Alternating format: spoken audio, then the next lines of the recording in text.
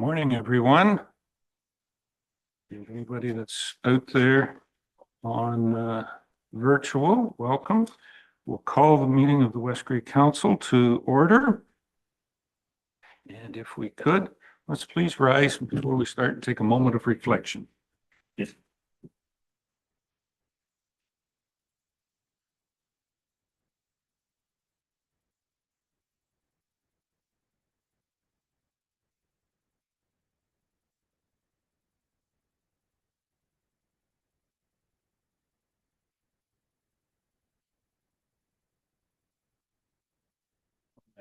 Thank you.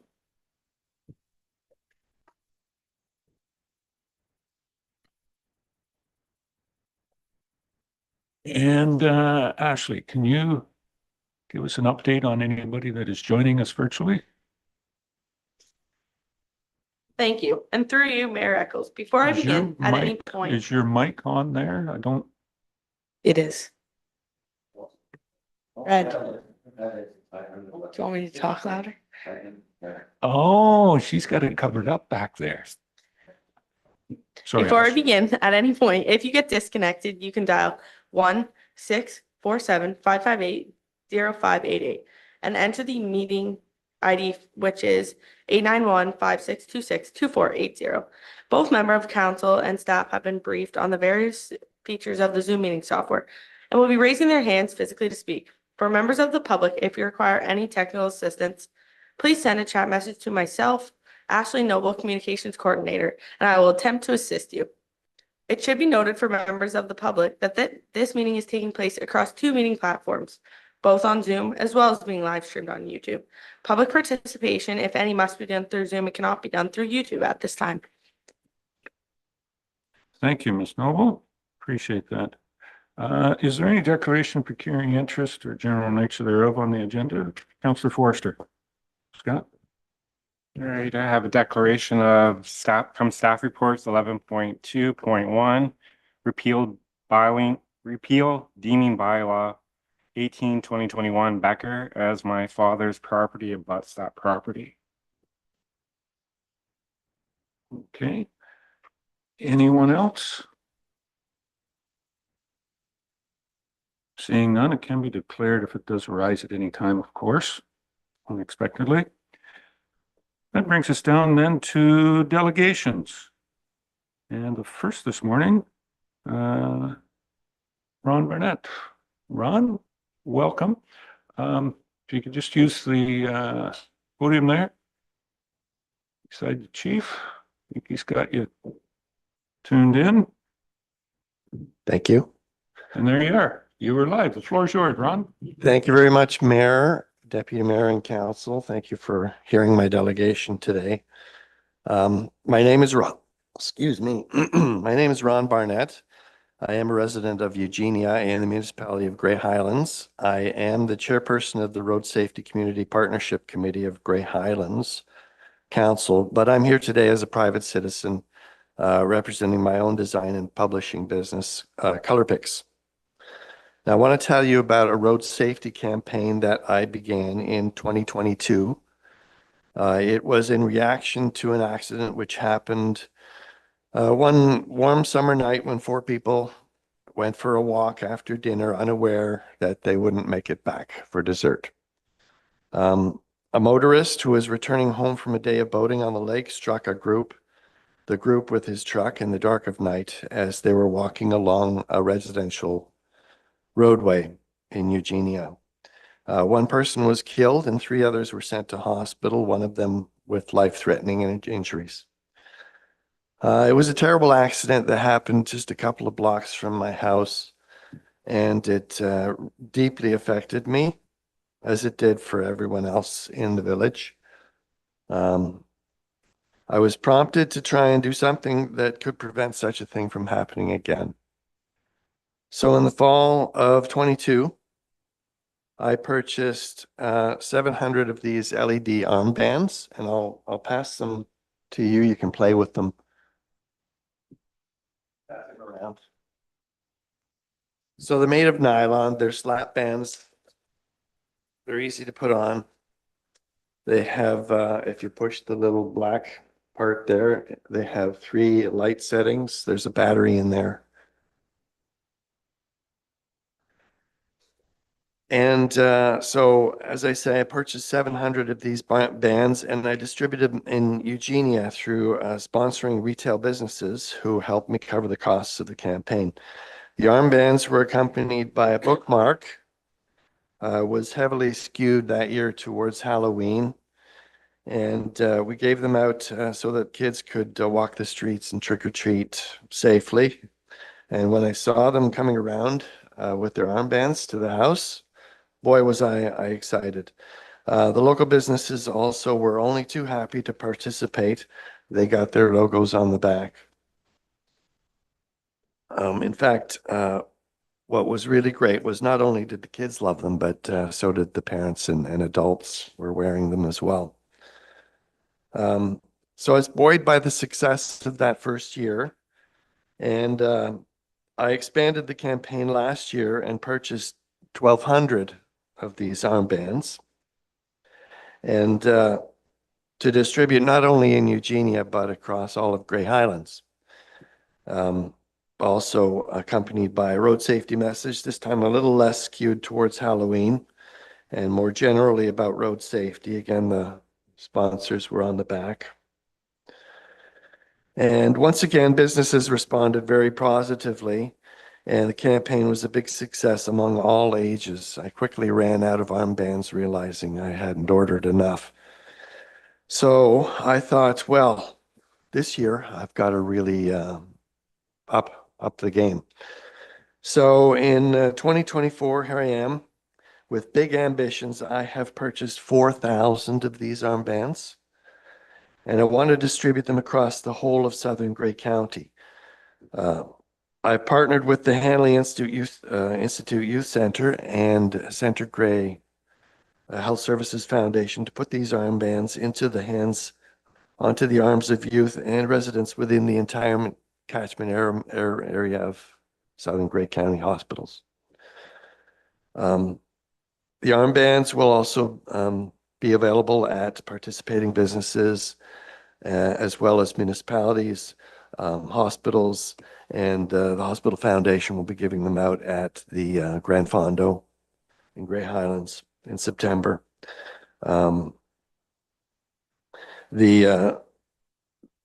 The bands will be accompanied, and I'll pass this one around too. I printed this off of my own home computer, so it's still in draft form, but it's going to be a 3-panel brochure. It's more generally about road safety for all road users, including walking, biking, and driving. Again, there's a page there where we have community partners.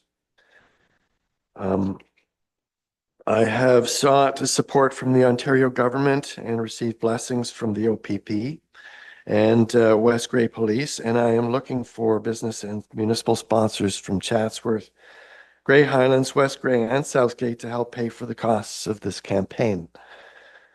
I'm here asking Municipal Council to contribute $250 towards this campaign in 2024, just as I am asking each of the 4 municipalities I've mentioned.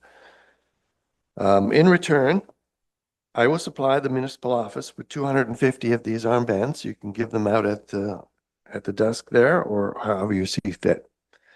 The municipality's logo would also appear on the community partners page of the brochure. So far, I've garnered support from Chatsworth, Southgate, Grey County, and in other municipalities, fire and police are using the free armband giveaway in their own community outreach programs. For example, Chatsworth Fire and Safety will be distributing them at their fall fair during the Touch a Truck event. West Grey Police, I've offered them some armbands at no charge, and they will distribute them at the Durham Fall Fair during the bike rodeo. So I'm hoping that council sees the value in supporting this grassroots initiative, and it's one small step towards making our roads more safe for all users. Thank you. Thank you very much, Ron. Would you be willing to answer a couple of questions? Sure. What's the expiry? Like the armbands themselves, obviously, it's not a huge battery and it doesn't look like it's rechargeable. What's the lifespan, I guess, of the bands? The battery, these armbands I've given you, I've had them for 2 years, these ones. Of course, I don't use them every day, all day. They last a long time. The battery themselves are replaceable. They're not rechargeable, but I mean, you could actually get rechargeable. But if you open them up, it's just a watch battery. Oh, okay. And so that they can be used forever. Excellent. Okay. Anyone else? That was my question. No? Jeffrey, Councillor Shea. Well, we would typically consider requests like this as part of grants to organizations, I believe, which usually happens early in the new year. So I was going to ask the Director of Finance if we have any wiggle room at this point in our budget. Council has fully allocated their 2024 grants to organizations.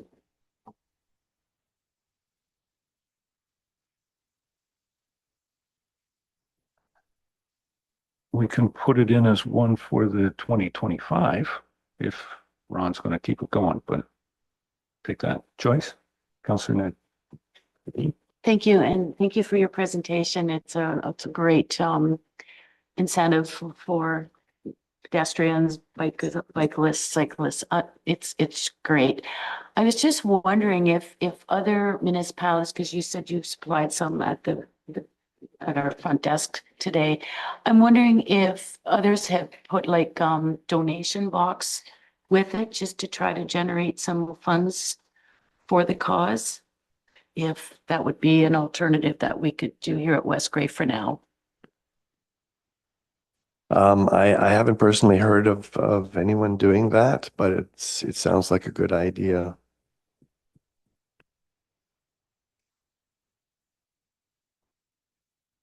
Okay. Anything else? Doug, Councillor Townsend. Due to the fact that very worthwhile cause, something very good for the community, look after the children and the people out walking. I'm going to throw a suggestion out there and the rest of the council can talk to me about it later. I know there's 6 of us on council here. It's only $250. 7 of us, sorry. 6 plus me, sorry. 7 of us. 7 of us here on council, it's only $250. We dive into our own pockets and cover this one for this year and help get it off the ground. Just a thought for other members of council if they're interested. I know I'm interested in kicking in.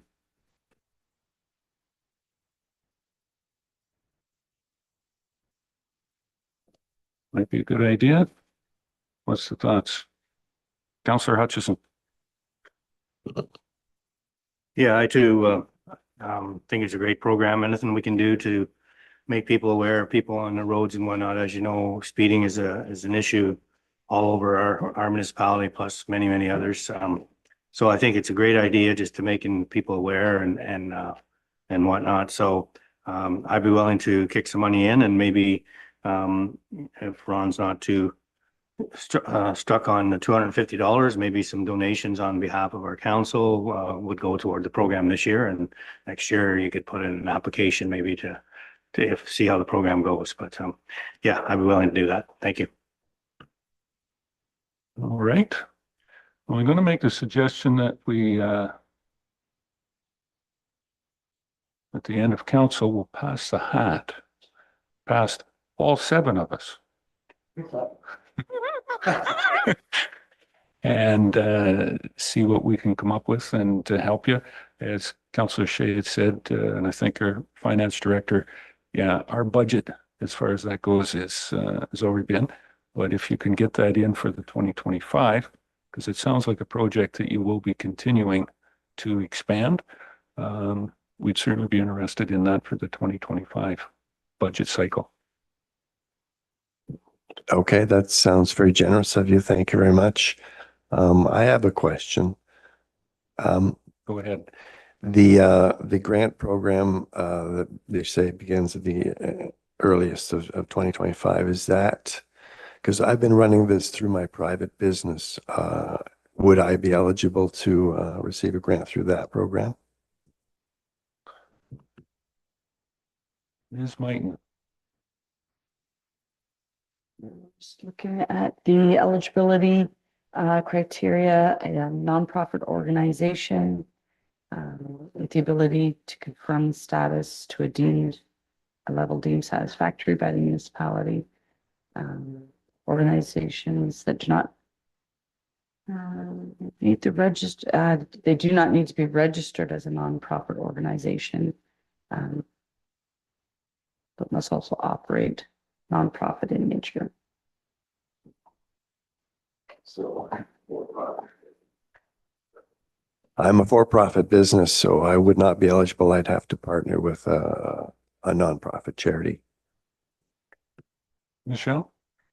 Thank you, through the mayor. I was going to suggest perhaps this application might come through the Hanley Institute as a partner with you, since they are an eligible charity, as far as I understand. And since you are partnering with them on the distribution, they might be a suitable applicant. Okay, thank you. Okay, thank you very much, Ron. Best of luck of lighting up the roadsides out there for pedestrian, bicycle safety. Appreciate that. Great. Okay. Then we're down to 4.2.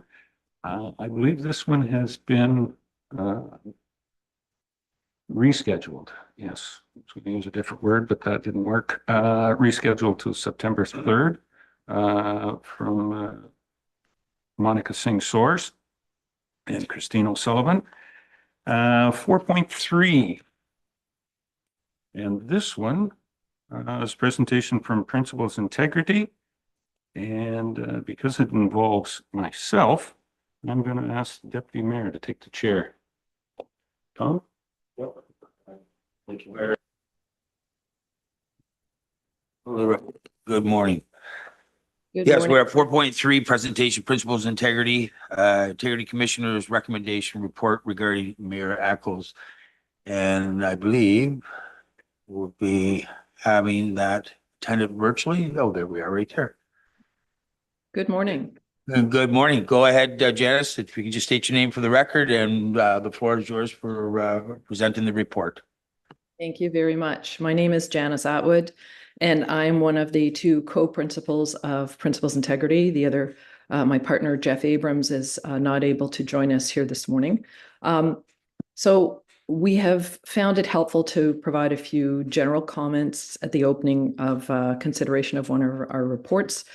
And so I will be making a few opening comments and then speaking just briefly to the report itself, and then laying myself open to questions regarding the process.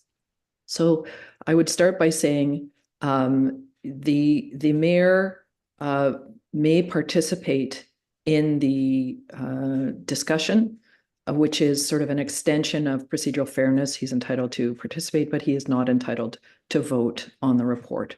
So that's due to an exception under the Municipal Conflict of Interest Act.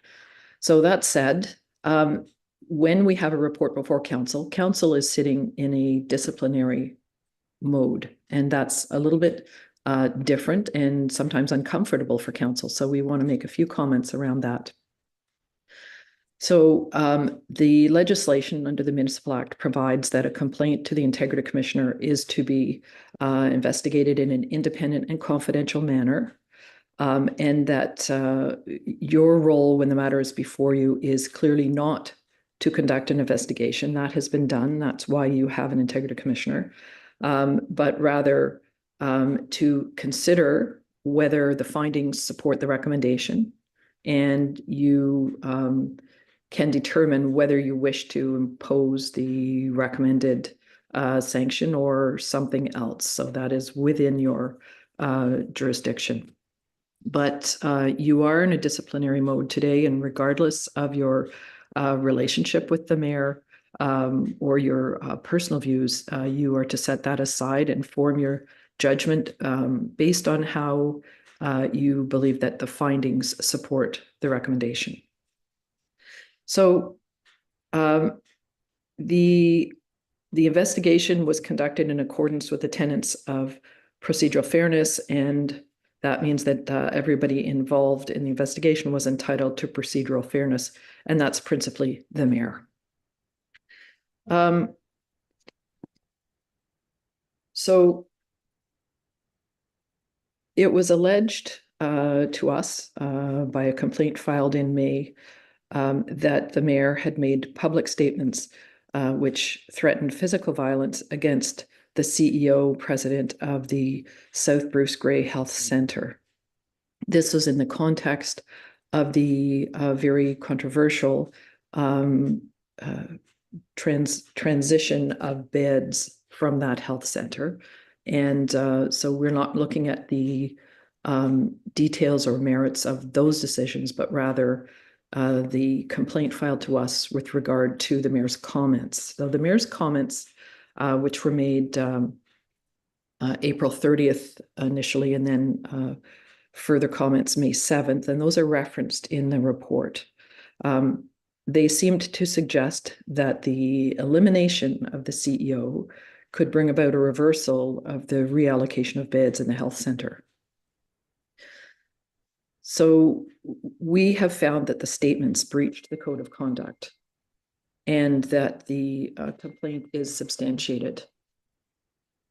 In these times, regardless of intention, and the mayor has been clear that it was not his intention to be threatening, but regardless of intention, some members of the public may hear the words of political leaders as a literal call to arms, and we certainly have seen evidence of that. And some members of the public may respond in very unanticipated ways. So leaders' rhetoric is often amplified not only by traditional media, but by social media. And uttering such statements was irresponsible. It threatened the safety of the named target, in this case, the CEO, and amounted to intimidation. And in essence, it constituted an act of physical violence. Under an analysis of what is physical violence includes threatening words. So without repeating the statements, certainly on April 30th, the mayor made an irresponsible statement, very personalized towards Ms. Shaw. And then after purporting to apologize on May 5th, the mayor made a further very incendiary statement on May 7th. And so it was taken together that we find that these cannot be condoned. Even though the mayor does say that he takes responsibility for his words, we find that these kinds of rash and careless statements, certainly when repeated publicly, need to be called out. So therefore, without dragging you through every paragraph of the report, which is before you, and I will expect that you've all read it, we are recommending that the mayor's pay be suspended for a period of 14 days. That's a single 2-week period, as an indication that this kind of spoken threat cannot be condoned in the elected leadership. So that's essentially what you have before you this morning, and I'm available to answer any questions, particularly with respect to process. Thank you, Ms. Atwood. Okay, I'm gonna go to appropriate to go to Mayor Eccles first for a response, or I don't have any. do you have no response? Okay, I'm just gonna put it to you. So I'll open the floor for discussion with members of council. Anybody has any comments or questions? And I do have one question just to lead off, if I may, from the chair, just so I'm clear. the suspension of pay is around pay only specifically, not the duties, Ms. Atwood? Yes, that's I just needed that clarity. And the other thing was, is it specifically the wage or is it with per diems or per diems as well? I just needed that clarity. And through the chair, that's the first time that that question's ever been posed. I think on the plain wording, it would simply be with respect to the remuneration, the salaried pay. Okay, well, thank you very much.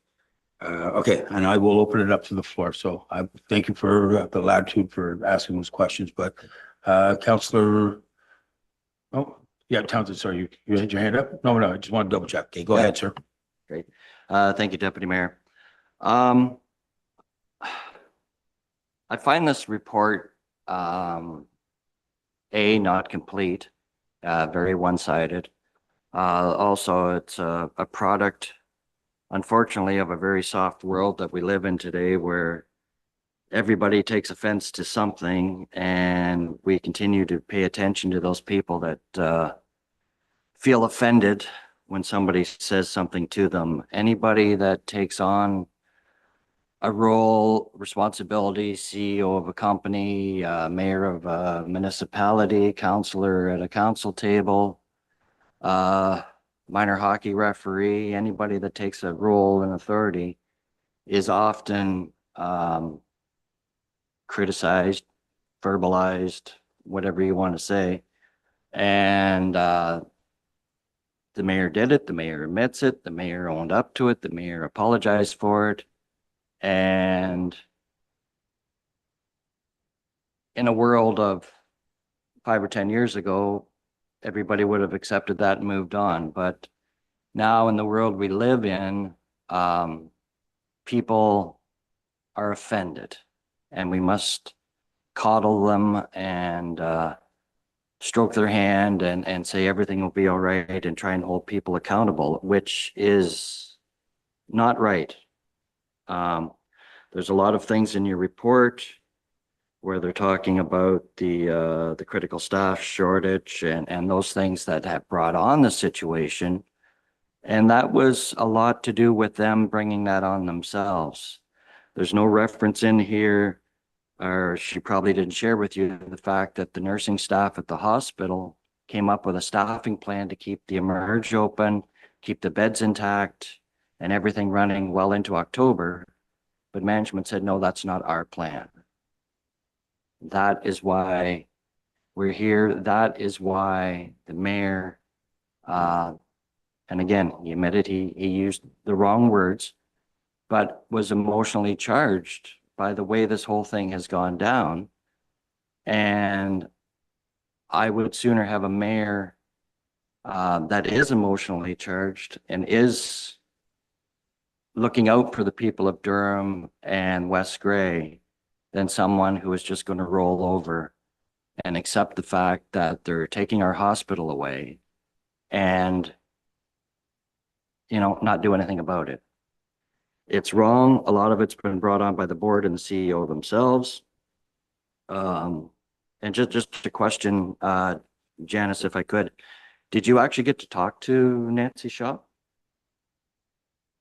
So through the chair, we really don't disclose who we speak to, but I can assure you that we did speak to a number of people.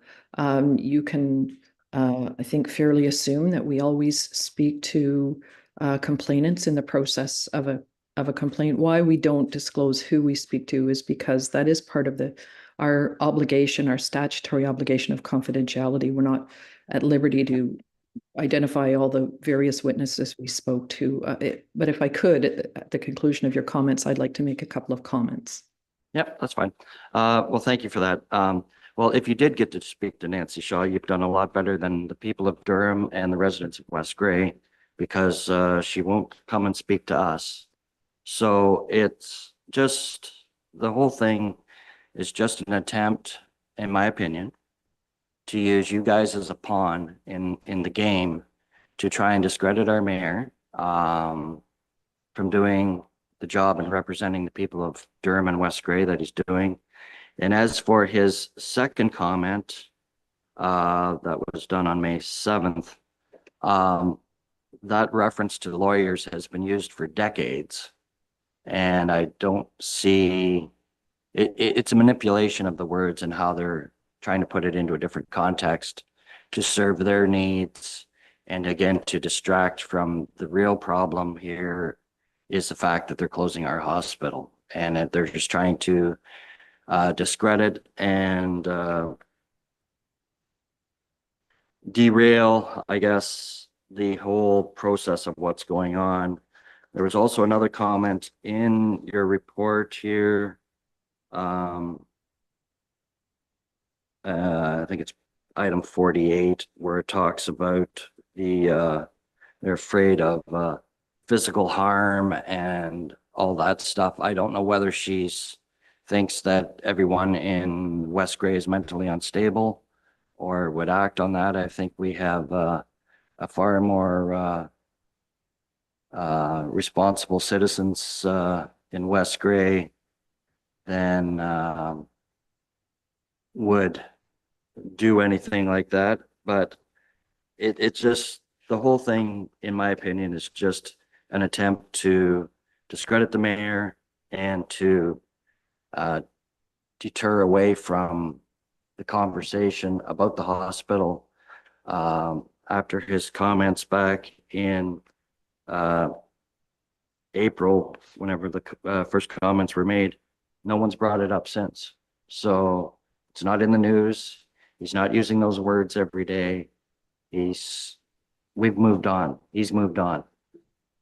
He's choosing words differently, but the battle still goes on. So it just, I don't know. I just find the whole thing very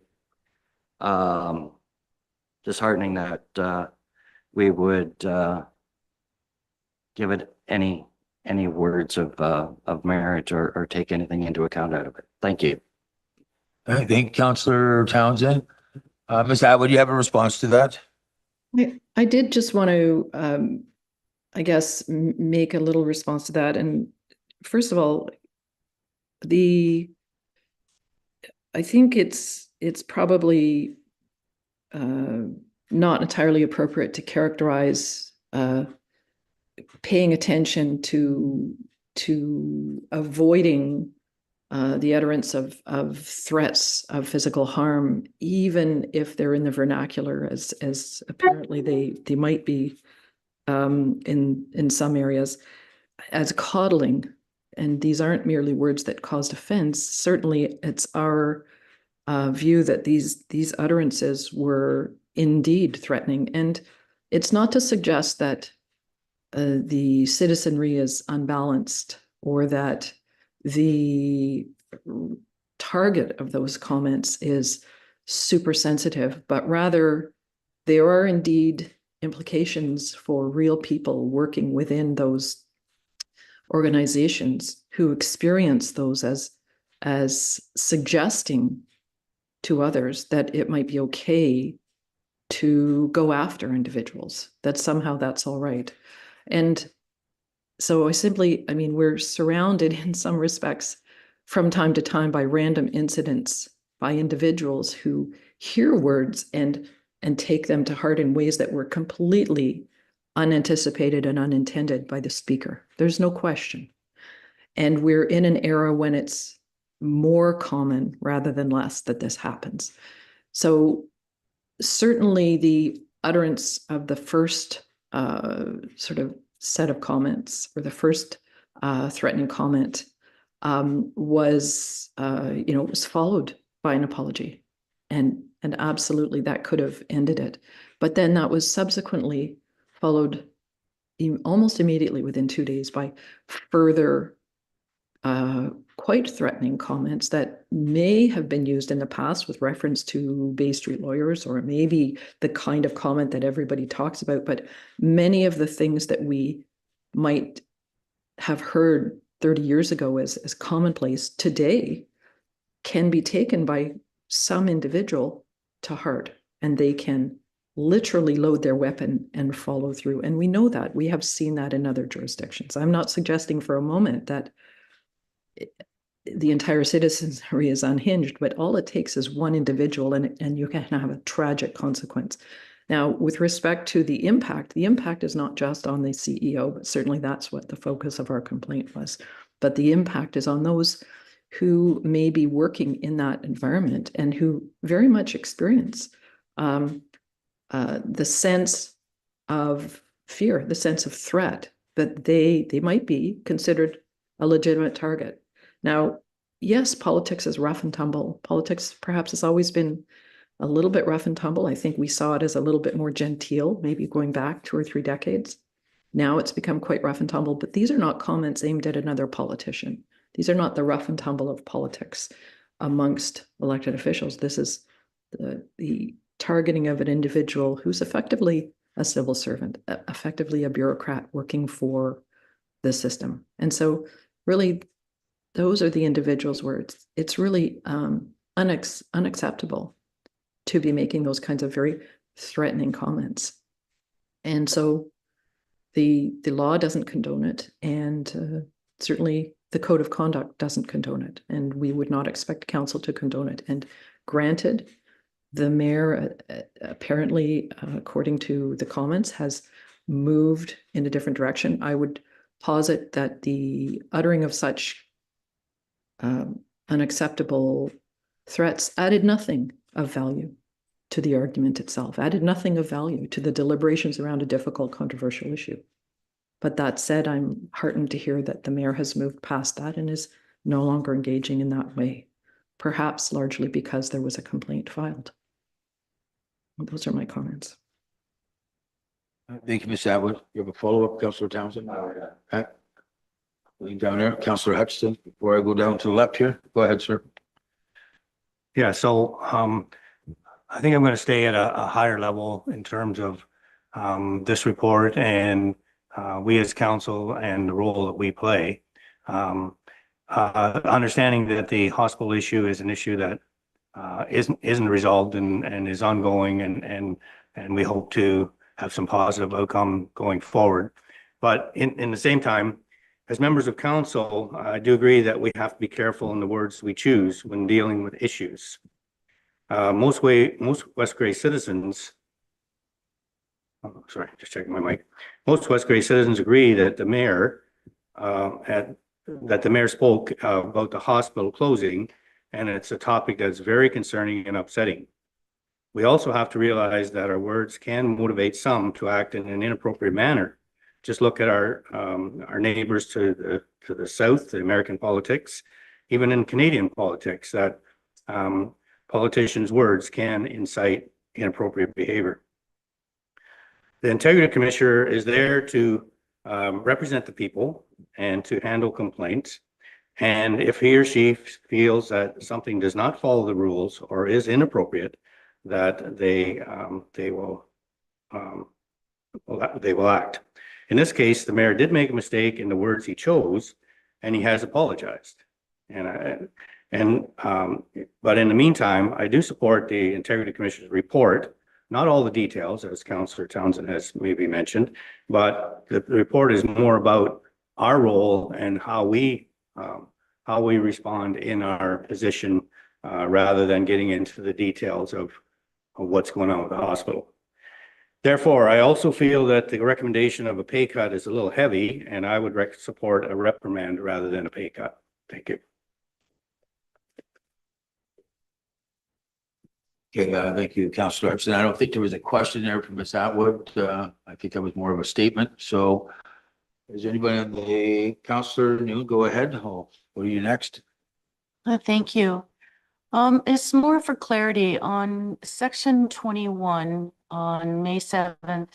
He made the following statement prior to a public meeting. So I just wanted some clarification. Was this said in just conversation before a meeting, or was it actually held at the county council meeting? My second question would be with the recommendation with the remuneration, no pay for the 2 weeks. Since for clarification again, one was stated at a municipal council session, the other being at county council. This remuneration, would it be a combination of both like county and municipal levels, or just at our own municipal level? Thank you. Ms. Abbott? Through the chair, and thank you for the question, and I'll take those in reverse order. So the remuneration, the sanction that we are recommending would be only with regard to the mayor's compensation at the lower tier, because that we conducted this investigation and the complaint was filed in regard to his role at West Grey. So that is, in a sense, that is where we see this as landing. It's a West Grey complaint filed against the mayor as the mayor of West Grey, and therefore the remuneration would be in his capacity as the mayor of West Grey only. So that would be how we would expect this to be understood. With respect to the statement made on May 7th, it's our understanding that that was made prior to the public meeting, not in the course of the public meeting, but in a public capacity, if that makes sense. It was not, as our understanding, it was not part of the public meeting per se, but it was rather made prior to, but at the public meeting.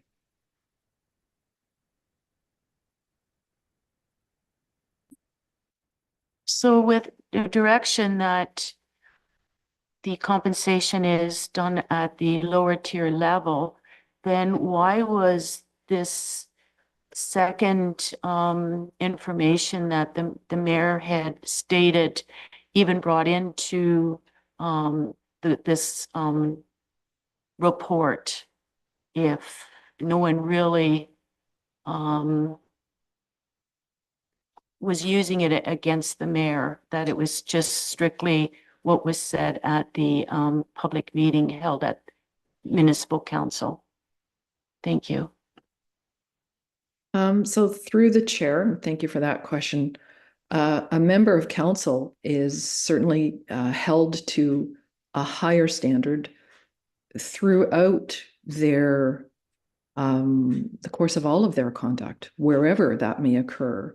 And I believe you can appreciate that it doesn't matter whether a comment is made in a coffee shop or at a council meeting or at a county council meeting. It's the fact that that member of council is held to a higher standard and can be held to account for their conduct or behavior or statements, essentially wherever they may be made. It's not that they're made in this place and therefore they're held harmless. Oh, they didn't make it at a council meeting, they're held harmless. No, wherever they may be made. I mean, assuming that they're made in a manner that others are hearing them. I mean, unless they go off and make their comments all by themselves and nobody hears them, they can be held to account for comments, behaviors, and statements that are in breach of the code and, unacceptable, regardless of at what meeting they were sitting at the moment. But the standard is, in this particular case, because of the manner in which it was filed as a complaint against the mayor as the mayor of West Grey, that is the standard that we looked at. Is that helpful? Thank you. Okay, thank you. Any follow-up, Councilor Newman? Okay, I think Mayor Echols did have a response to your question as well, for clarity. The comment made on May 7th should be recognized that it wasn't made at a council meeting, wasn't made at a coffee shop. It was during a radio interview with Blackburn Radio in Wingham. Just to give clarification of where that comment came from. It was one line in the interview that's been pulled out and complained about. And I guess Mr. Townsend had referred to that as well too. The context of the rest of that interview would indicate that I was talking about lawyers at that point in time. Just for clarification, it was a radio interview of where that happened. Thank you. Any further clarity on that, Councilor New? Good, okay. Any other questions down here? Councilor Shea, go ahead, please. Thank you, Ms. Atwood. Can you give some context as to how severe a reprimand, a 2-week pay cut is? I seem to recall that we had an investigation during the last term of council, and that it was it was an entirely unrelated matter, but that you recommended a more severe penalty in that case. So I'm just wondering, is 2 weeks considered a slap on the wrist, or is this a stinging reprimand? Through the chair, and thank you for that question. This is an interesting and sometimes difficult topic. An integrity commissioner has the ability to recommend a sanction up to 90 days suspension of pay. So it's a reprimand or 90 days suspension of pay or something in the middle. And that's what council can impose. And so from our perspective, and there are integrity commissioners around the province who will immediately go to a 90-day suspension of pay. But from our perspective, we really try to temper that and say, look, if the 90-day suspension of pay is the ultimate hammer or the big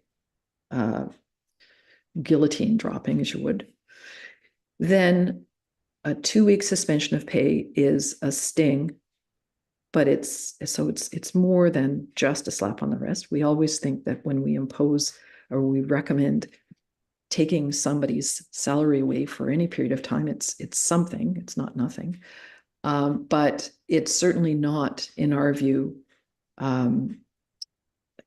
we think it reflects in this instance the fact that there has been acknowledgement, the fact that there has been an undertaking to course correction, the fact that although it was a repeated offense, it was, there has been, in a sense, a real contrition by the mayor. So we took that into account, and therefore, from our perspective, a 2-week suspension of pay is a something, but it's much closer to saying this is not warranting that most severe hammer. We've already got some of the moving in the right direction that we were looking for, but we want to send the very clear message: it's not condoned. So hope that sort of helps. Any further? Further down on this end, Councilor Townsley, go ahead, please. Thank you, Deputy Mayor. Just again, looking at the penalty that you're looking to impose, or you feel that should be imposed. As a former management employee in a unionized environment, generally a first time offense or a first time occurrence of an incident is usually an interview and a verbal reprimand. I don't know why. So again, why the full report? I didn't realize you have to do your full report when given it, but I don't know why it's gone to this extent and why the penalty you are looking to impose is what you're imposing when it should be simply a verbal reprimand. He only did one offense. There was no reoccurrence. Again, I stand by the second comment made has been taken out of context when he was talking about the lawyers. And again, it should be, if anything, we should be just receiving this report and no action taken, but we will get to that later on. Is that what you have a response, or is it just more of a statement there? No, I have no response. Okay, thank you. I just want to clear that. Any comments or questions from council? Okay, Mayor, did you have any You do complete. Mayor? Closing comments on this? Not a closing comment, but I am going to, as we're down now to more discussion around it and whatnot, I am going to recuse myself and leave the chambers, and we'll respect whatever council comes up with. Thank you. Thank you, Mayor Eccles. 9:50. Okay, duly noted. Okay, so we've completed the report. Everybody's had your opportunity to speak, ask questions, make comments. Is there anything else? Councillor Shea, go ahead, please. I'm not sure of the procedure here. I assume we need to make a motion to act on this report in some fashion or another. And I would support Doug's recommendation earlier that we accept the report, accept the general principles that support us having a code of conduct and honoring and abiding by that code of conduct, but that the penalty be confined to a reprimand with no financial component. So I'm going to take that as you're moving that motion, but I better give Clerk Eckenschwiller a chance to make sure that he has the gist of it, read it back to you, and make sure that's clear before I go for a seconder. I will try to see down at the end there, but we'll get the wording first.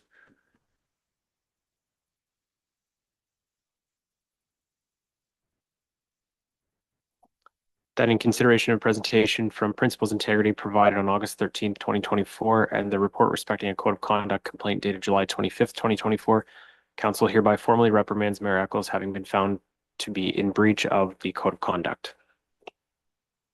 Councillor Shea, is that covering what your motion would be putting forward? Clerk, you don't think it's necessary to indicate that we have modified the recommendation from the Integrity Commissioner? Through the chair, I personally don't feel that there's a need to note that in the motion itself. The report is publicly available, so anyone viewing will see what the Integrity Commissioner's recommendation in the report was. Council has, it's council's prerogative to put forward a motion that they think is fitting of this. So if it's not the recommendation put forward by Principals Integrity and it's just the formal reprimand, then that's sufficient in the motion. Okay, so you're satisfied with the wording on that as a motion? Councillor Hutchison, I did see you had your hand up. You want to second that, sir? Yes, but could you read that back again, Clerk? I just wanted to hear it one more time. That in consideration of a presentation from Principals Integrity provided on August 13, 2024, and the report respecting a code of conduct complaint dated July 25th, 2024, council hereby formally reprimands Mayor Eccles having been found to be in breach of the code of conduct. Good, second that, Councillor Hutchison. Okay, anybody else, any comments or questions on the motion that we have on the floor specific to that? Before we call the vote? Clerk Eckenschwiller, from the chair, I would request that I would like to call a recorded vote, sir. And I will transfer the mic to you.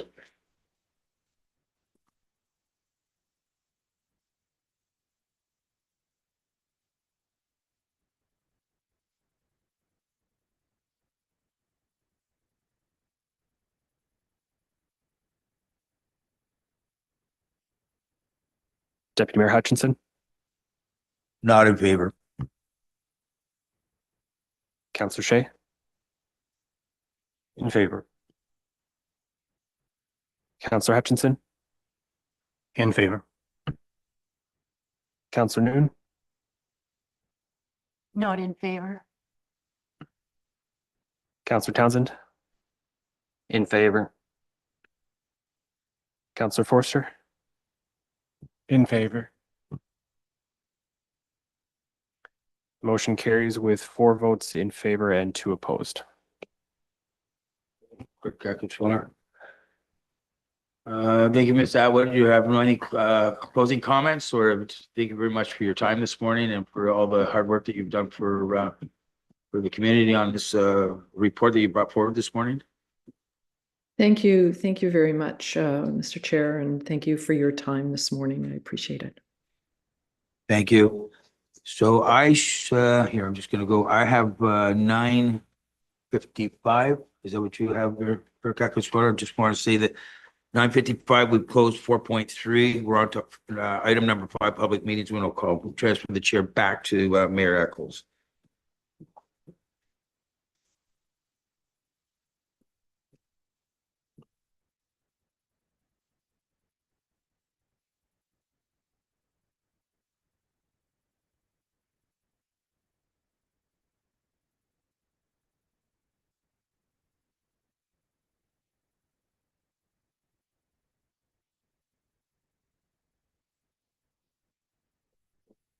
Point of order. I have a question for the clerk. Go ahead. Should the mayor be apprised of the action? Through miracles to Councillor Shea. Certainly it's not a secret. It's not something that needs to be kept from him. I don't know that it's appropriate to do a recap of that now that we're back and we've moved on from that item. But certainly follow-up can occur with the mayor later. Yep. I think it'll be a public document. It'll probably be in the minutes. I can read it at some point in time. Okay. And in speaking to that, if I can make a comment from the chair, probably put council in the council members, the 6 council members, in a uncomfortable position, and I apologize for that. But when you signed up in 2022, sometimes this is what happens. But thank you for dealing with this situation in a professional manner. Appreciate it. And I hope that we don't have to have this again. Okay. All right. That is it for delegations. Public meetings. Not aware of any. Comment period. Procedurally, we have a time here for any comments from any of the public on any of the matters that are on the agenda. Anybody in-house? No? Do we have anybody online? Ms. Noble? Ashley? No? Okay, then we can move on. Any unfinished business? None that I'm aware of. Then we're down to adoption of the minutes, 8.1. Adoption of the minutes of the regular council meeting, July 9th. We have a mover for that, Councillor Noon. Seconder, Deputy Mayor Hutchison. Any comments, questions on those minutes? I think there was a couple of little spelling mistakes I think we had. Jamie? Through miracles, yes, it was brought to our attention after the agenda was published that the item containing comment period made reference to Bruce Street. That should read Bruce. So it's the Bruce subdivision, not Bruce subdivision. So these minutes will be adopted as amended to correct that. Okay, thank you. No other comments? Call the question. All those in favor? Any opposed? That's carried.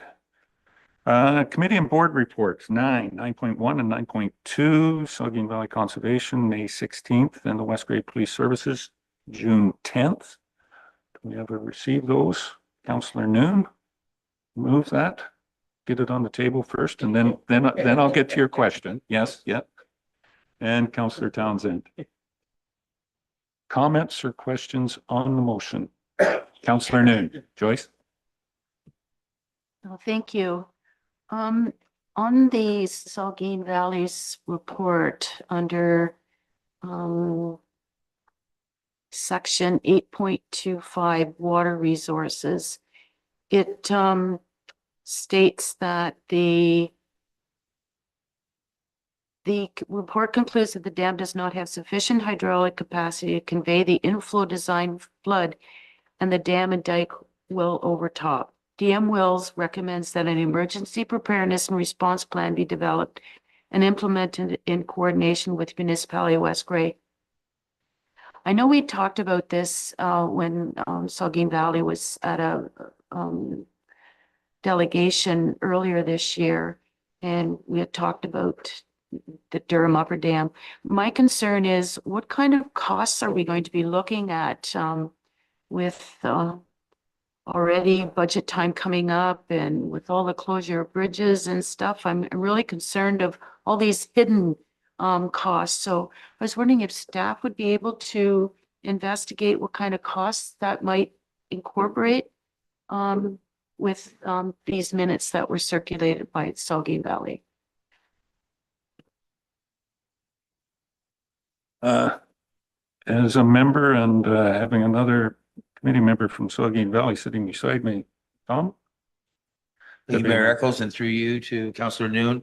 There's actually a report that will be coming to West Gray. We've asked for, as opposed to conservation releasing a bunch of information to the community, to bring it to us so that we can figure out and discuss amongst ourselves how we'd like to handle it and how we'd like to handle the communications. So that we've had a couple changeovers in staff. That's certainly a little delay with that, but it is coming forward. That was Mayor Eccles and myself's recommendation, is that we would like to have it here to council so we can discuss here and then figure out our next steps. So we've got report. We have an executive meeting next week, and I will find out when that report can come, and I'll certainly follow up with it. Keep us updated on that. Okay, thank you, Tom. Yeah. Okay, anything else on Councillor Hutchison? This is on the police report. Is it okay to ask a question at this point? Yes. Okay. I just noted under the monthly stats that one of the stats was that a majority of the 23 police assistant calls are attributed to Hanover Police Service. Now, I know we have a reciprocating agreement with Hanover and the OPP and so on, but I'm just curious, is that, like, would they be reciprocating somewhere in that along that lines for West Gray? Or are we spending a lot of time in Hanover and maybe we should be looking at some kind of way of recouping some of our costs?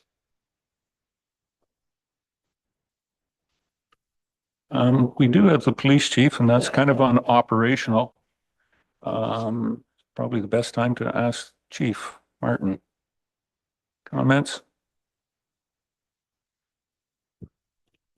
Thank you, Your Worship. To answer Councillor Hutchison's question, we do have a reciprocal agreement with the OPP, Saugeen Shores, Owen Sound, and the Hanover Police Service. Yes, we are spending some more time than usual in their municipality helping them out. They do assist us. It hasn't happened very often. We've changed our staffing levels to try to cover off more so we do not require outside assistance. But we do work very closely back and forth.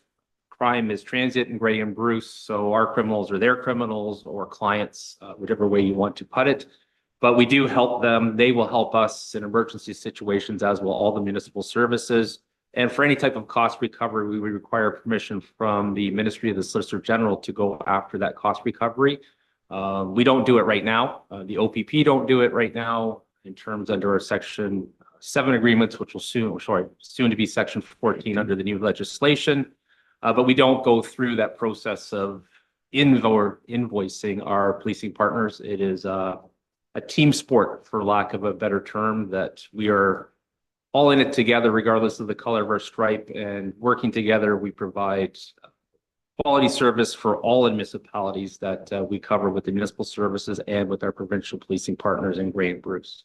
If that answers your question, Councillor.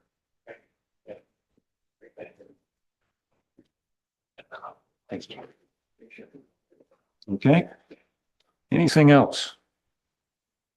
Call the question, and all those in favor of receiving those? Any opposed? That's carried. Okay, thank you.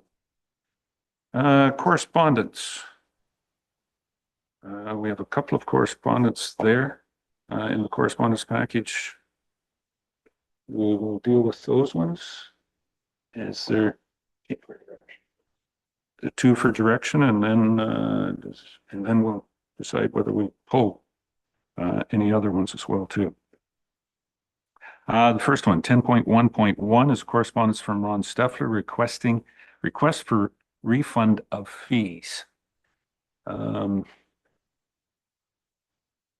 staff member want to comment? This comes from Mr. Steffler had a delegation here, as we understand or know, at the last council meeting, and he has put forward a request for refunding that fee. I believe it is $1,100. If I don't have the report right here in front of me, but I'm pretty sure that's what it's in the report at $1,100. How does council want to deal with this? If any staff. Mr. Clerk, Jamie? Thank you, Mayor Eccles, through you. So procedurally, there's two ways that this can be dealt with. Council can put forward a motion to provide direction to staff to issue a check to Ron Steffler in the amount of $1,100. Or if council does not wish to refund that money or reimburse that money, then a motion to receive the correspondence would be in order. Councillor Hutchison. Doug? After reading Director Shipwreck's email about the steps involved, I do believe that the applicant made some mistakes in terms of where the building goes and making some changes. So to me, it sounds like it wasn't so much an error on our part or on our building department part as maybe an error on the applicant's part. So I would make a motion that we just receive for information.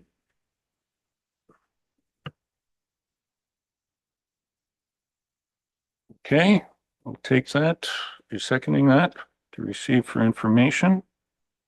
No action taken. I guess the way it would be. Any questions, comments on the motion?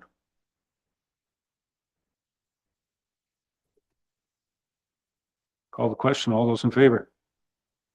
Any opposed? That is carried. Okay. 10.1.2 corresponds from Rett syndrome request for purple lighting on October 29th. I want to speak to this one. Councillor Forrester, I think this was yours. Go ahead. All right, I move that we, Westgrave staff lights the sign at the municipal office and in Elmwood in support of people living with Rett syndrome.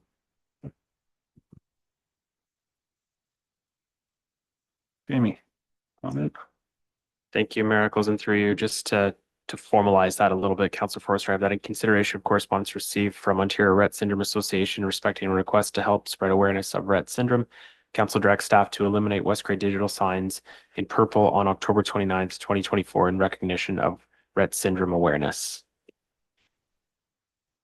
Same idea, just more wordy.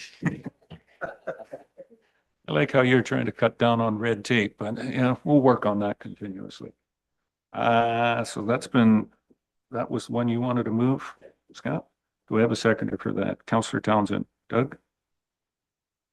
Any further comments on this? Just one from the chair, if I could.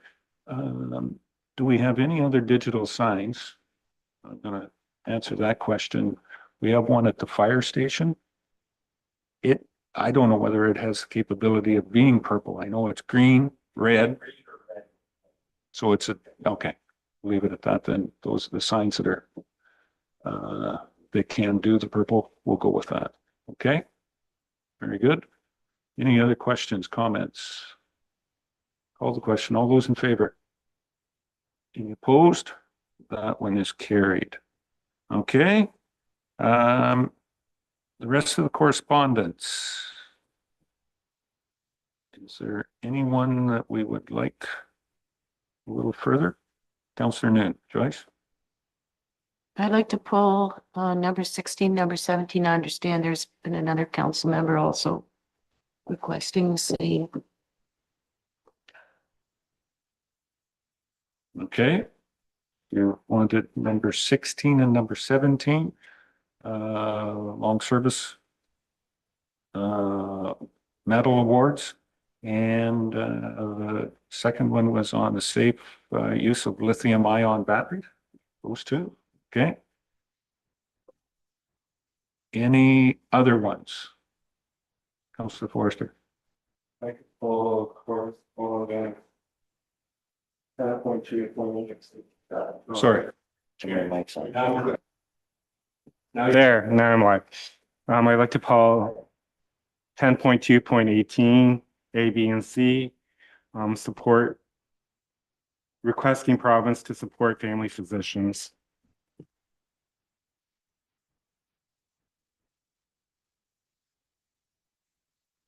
Yeah, I'd like to pull and support number 12.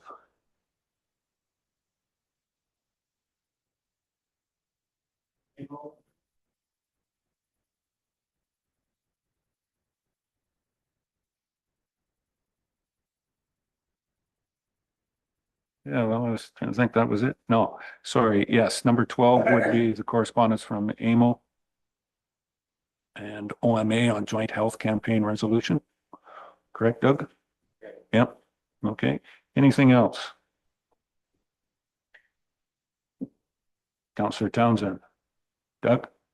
Just a comment on number 7, the correspondence from Saugeen Hospice, the pedal for Saugeen Hospice. I will help my fellow councillors out that they don't have to get up early that morning and go to Walkerton and be part of that. I will be there as I am a member of the executive of the Saugeen Hospice anyway. So I will represent the municipality also.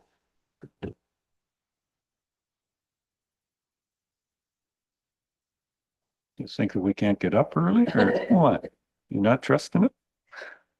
Okay. That's a short comment. Anyone else? From the chair, I would like to pull number 19 as well, OPP costing or rural municipal policing costing. Okay. Anyone, how many more have we got? That's 5, I think. Good. Okay. Where do we start? Jamie? So through miracles, I have crafted motions for 12, 16, 17, and 18. So if we go in order, that would be appreciated. And then I will put something together for item 19 as well. Okay. So you. for item 12, what I have is the full resolution that was provided to us by the Association of Municipalities of Ontario and the Ontario Medical Association. So I'll just read that out. Whereas the state of healthcare in Ontario is in crisis with 2.3 million Ontarians lacking access to family doctor, emergency room closures across the province, patients being derostered, and 40% of family doctors considering retirement over the next 5 years. And whereas it has become increasingly challenging to attract and retain an adequate healthcare workforce throughout the health sector across Ontario. And whereas Ontario municipal governments play an integral role in the healthcare system through responsibilities in public health, long-term care, and paramedicine. And whereas the percentage of family physicians practicing comprehensive family medicine has declined from 77 in 2008 to 65% in 2022. And whereas per capita healthcare spending in Ontario is the lowest of all the provinces in Canada. And whereas a robust workforce developed through a provincial sector-wide health human resource strategy would significantly improve access to health services across the province. Now therefore be it resolved that Council urges the province of Ontario to recognize the physician shortage in the municipality of West Grey and Ontario, to fund healthcare appropriately and ensure every Ontarian has access to physician care, and further that this resolution be shared with the Association of Municipalities of Ontario, the Ontario Medical Association, and Premier Doug Ford. Okay. Do I have a mover for that? Councillor Hutchison and Deputy Mayor Hutchison. Thank you. Any further comments, questions? Councillor Shea. Jeff? Did you choose to leave out the paragraph about Northern Ontario because it's not related development to us? Through Mayor Eccles to Councillor Shea, yes, that pertains specifically to Northern Ontario. So that section is only relevant for them. So in the draft motion that was presented by the OMA, that section was applicable only to Northern Ontario. So for us, it's irrelevant. Okay, anything further? Councillor Hutchison, Doug? Yeah, also note that in the letter from the AMO that the OMA is going to be at the conference coming up, and they're requesting that anyone would like to have a meeting with them. It says that it's at Fairmont Chateau Laurier, August 20th to 21st, and you can meet directly, they'll meet directly with municipal leaders. So I was wondering if we were planning on making a presentation while our representatives are there. I'm going to look towards Madam CEO. Michelle? Thank you so much through the chair to council. We have not at this point, but we are working on our delegation materials because we do have a delegation with the Minister of Health at AMO. And I will, if it's council's wish, I will seek out a delegation or a meeting with the OMA at the same time, since we will be there, if that's appropriate. Okay, yep. All right. Anything further on this one? Call the question. All those in favor? Any opposed? That one's carried. Jamie, next one, 16.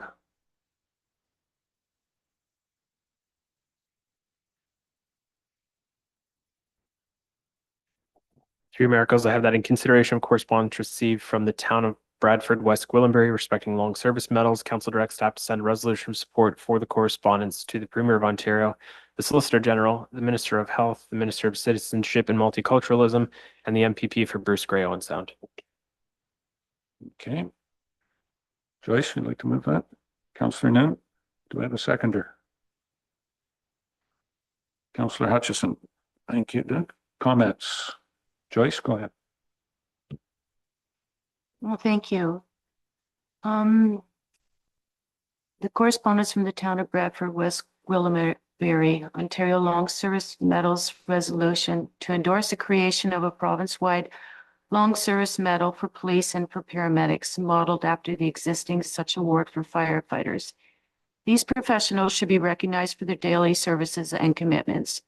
We live in a society where it's difficult to see individuals wanting to pursue these careers, and especially when dealing with situations that involves potential risk. They need to be recognized for their professionalism, for their years of service in providing this lifetime obligation. Any other comments on this?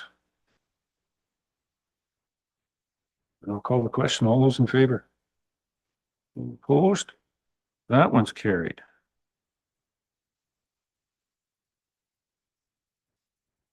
Jamie.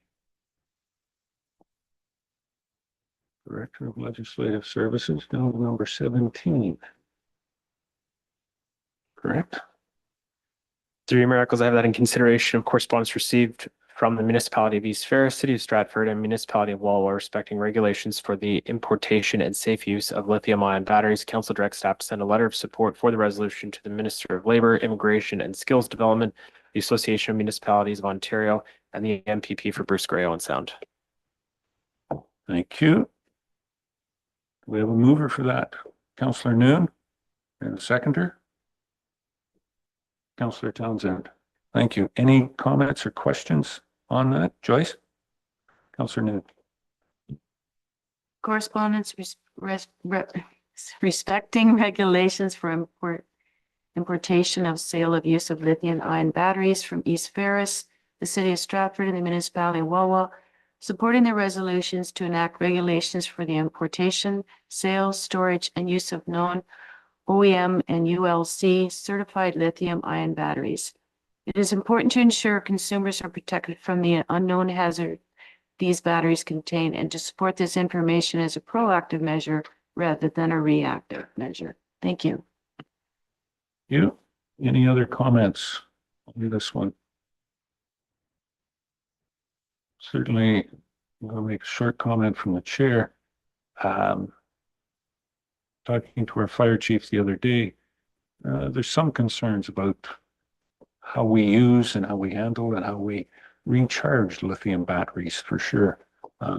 We have seen a couple of incidents, and there's a few YouTube videos out there of these little things catching on fire, whether it's on an airplane or wherever. But yeah, a little bit more education on using that and anything that can do to support that, I think is a good idea.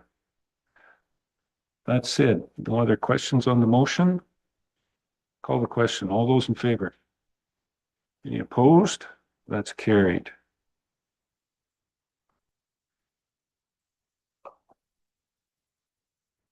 Then we go to number 18. You had something for that, Jamie, please. Yes, three miracles that in consideration of correspondence received from the town of Petrolia, town of Caledon, and city of Toronto respecting support for family doctors, council direct staff send a letter of support for the resolution to the Honorable Doug Ford, Premier of Ontario, and the Honorable Sylvia Jones, Minister of Health. Thank you. Do I have a mover for that? Councillor and Deputy Mayor Hutchison, sorry, and Councillor Forster. Any questions or comments on that? Seeing what we're having in West Grey at this point in time, greater rural communities. Anything we can do for this would be great. No other comments? Call the question. All those in favor? Any opposed? That's carried. And I think the last one is sustainable funding for the OPP. I apologize to the clerk that I didn't get this one into him to, but he's very quick. He'll probably have a resolution already drafted up. Jamie. Yes, through your miracles, I am fairly quick at typing, so I do have something crafted that in consideration of correspondence received from the Township of Terrace Bay and the municipality of Wawa respecting sustainable funding for OPP, council directs staff to send a letter of support for the resolution to the Premier of Ontario, the Solicitor General, the Minister of Finance, the Association of Municipalities of Ontario, and the MPP for Bruce Grey, Owen Sound.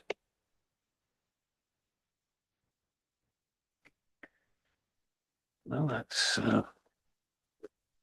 yes, and I asked to pull this. If I can, I'm going to speak to it. I find it just a little bit disturbing, the way that it's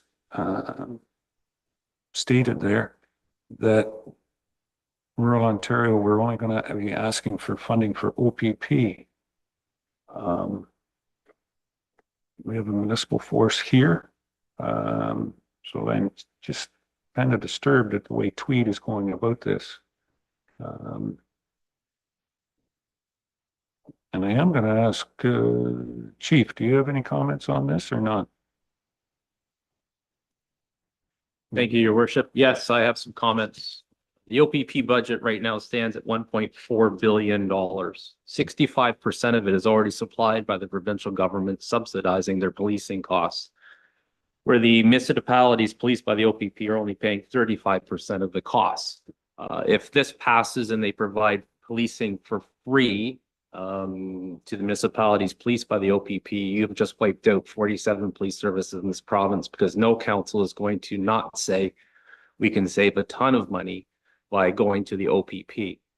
We went through the costing process. We know that the OPP came in $1.5 million more than we did. If they're going to be providing sustained funding and provide funding, that should include municipal police services that are covered as well. It is council's choice. That stayed the same in the Comprehensive Community Safety and Policing Services Act. In about 2 years, I will finally be able to say that correctly. I apologize.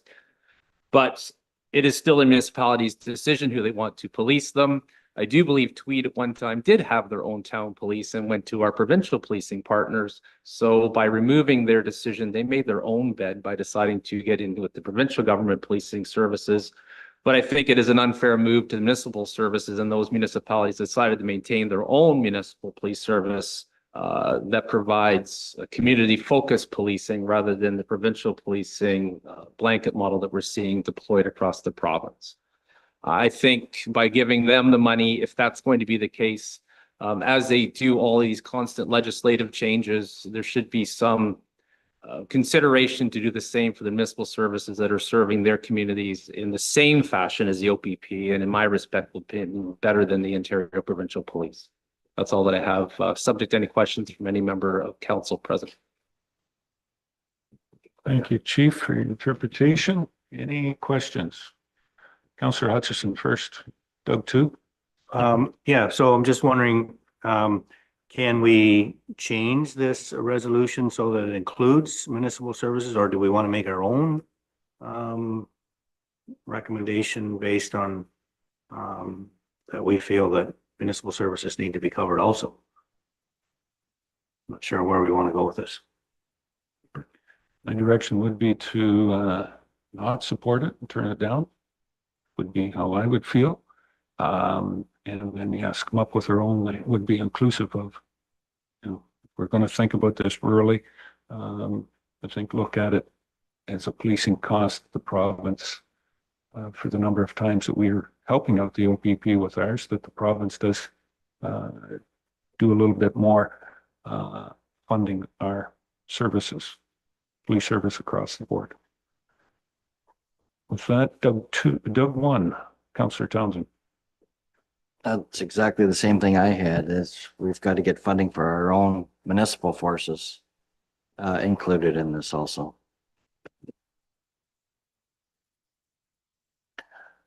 You can see our Director of Legislative Services thinking here.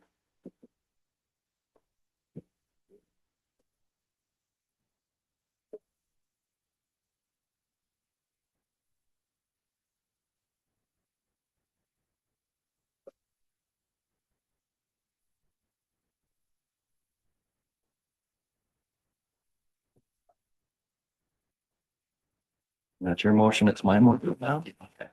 We have a motion here that in consideration of correspondence received from the township of Terrence Bay and the municipality of Wawa respecting sustainable funding for OPP council direct staff to send a letter requesting that the province implement sustainable funding for small rural municipalities by reabsorbing the cost of all municipal police forces back into the provincial budget with no cost recovery to municipalities, to the Premier of Ontario, the Solicitor General, the Minister of Finance, the Association of Municipalities of Ontario, and the MPP for Bruce Grey, Owen Sound.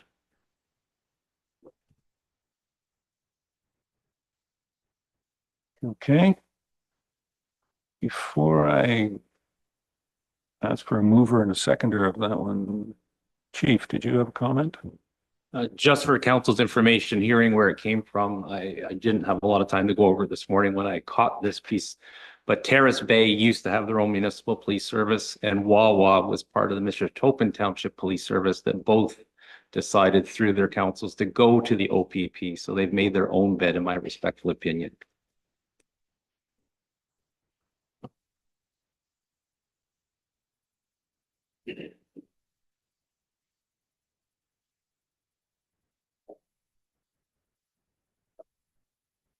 But it seems like a bed that they can't sleep in right at the present moment, so we'll let it go. That is a motion. Do you want to support or you want to move that one, Councillor Townsend? I'll move it to get it on the floor, yeah. Okay. I have a seconder. Deputy Mayor Hutchison, thank you.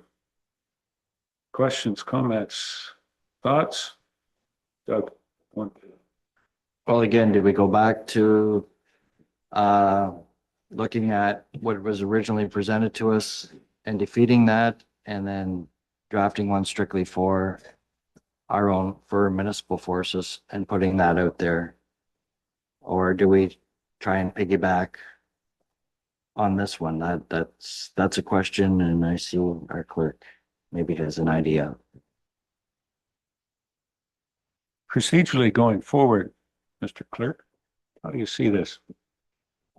Through miracles, there's no need to defeat anything else. The original motion as it was presented and read out by me was not moved or seconded, so there was nothing on the floor to that effect. So the correspondence in the information package are just that information.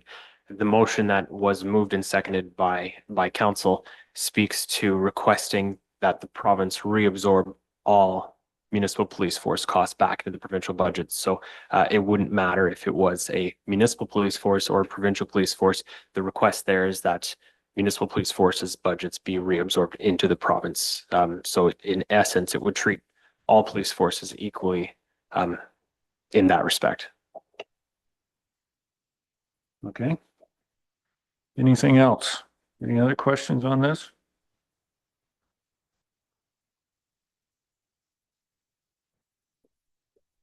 The only fear of maybe supporting this might be the fact that if the province does upload everything, then the province will say, this is how you're going to be policed.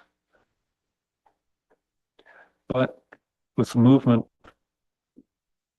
the speed of the province, I can't imagine that happening for the next 35 years. So we'll see how this goes. With that said, any other questions on the motion? Call the question. All those in favor? Any opposed? That's carried. All right. We've been here for an hour and a half. Do you want to take a? Oh, sorry. Yes. To finish up with the correspondence. Can we have a motion to receive the correspondence not addressed? Yeah, receive correspondence. Is that good? Good. Councillor Forrester, thank you. Seconder, Deputy Mayor Hutchison.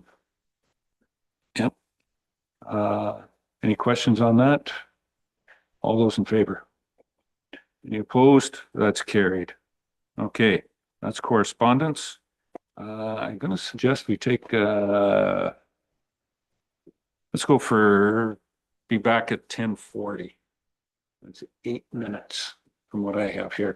We'll take a short recess. Thank you.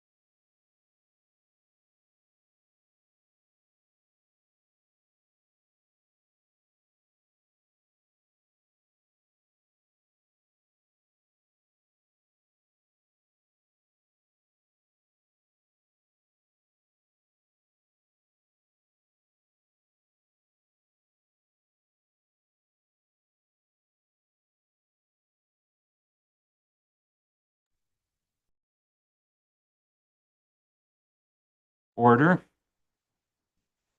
And it's come to my attention just before staff reports, we do have a closed session. It should be down on the agenda, but with the way the agenda is and some of the items it will affect going forward, I'm going to take a motion to go into closed session now. And then it'll have an effect on some of the things later on the agenda. So I have a motion to move into closed session. The council moved by Tom Hutchison and seconded by Scott Forster. The council now moves into closed session to consider two matters regarding labor relations or employee negotiations respecting Musgrave staff. One matter regarding litigation or potential litigation, including matters before administrative tribunals affecting the municipality, and advice that is subject to solicitor-client privilege, including communications necessary for that purpose respecting the Durham Hospital. And one matter regarding personal matters about identifiable individuals respecting appointments to the Durham Business Improvement Area Board. Any questions or comments on this motion? Call the question. All those in favor? Any opposed? That is carried. And whom do we want? Our staff.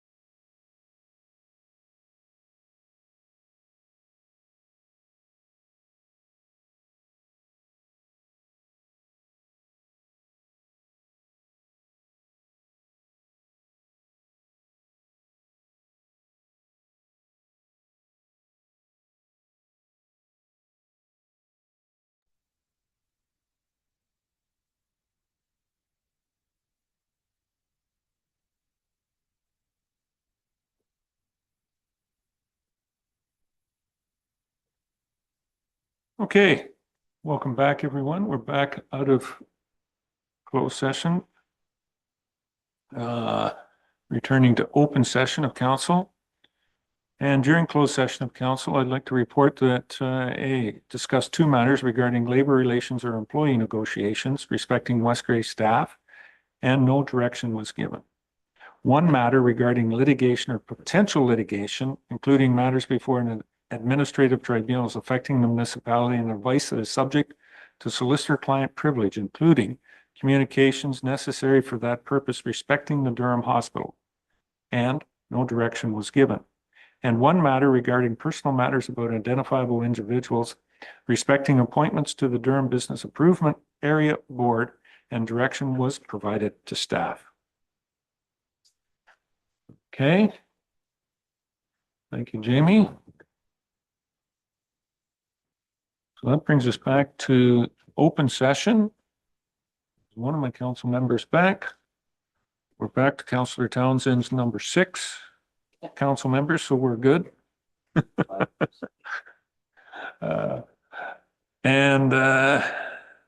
Mayor will join us shortly. We have quorum. Staff reports, 11.1.1. And this is the CAO. Michelle, have a report on compensation market check, please. Thank you. Through you, Mayor Eccles, through to council.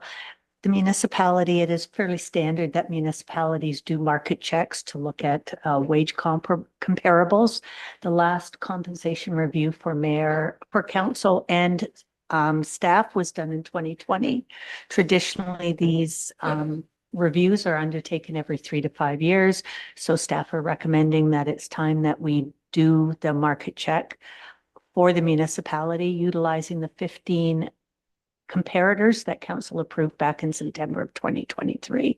There are no additional budget costs at this point to conduct the market check because we've been able to achieve operational efficiencies as well as some wage gapping. So we have budgeting to do this, and we are requesting that we be permitted to engage ML Consulting, who did this project for us in the past, as she will be able to provide this information to us in time for 2025 budget considerations.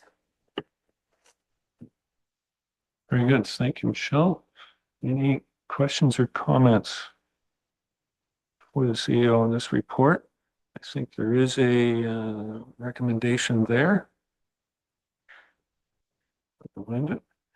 Deputy Mayor, you want to move that? Sure will. Just the recommendation as it is on it. Very good. So the recommendation in the report moved by Deputy Mayor, seconded by Councillor Townsend. Thank you, Doug. Okay. Any comments on the motion? Call the question. All those in favor? Any opposed? That is carried. Very good. Thank you. The next one is from our manager of planning and repealing the deeming bylaw 18/2021, the passage of a new deeming bylaw for Beckers. And our manager of planning, Mr. Smith. Thank you for joining us, David. Morning, Mr. Mayor, Council.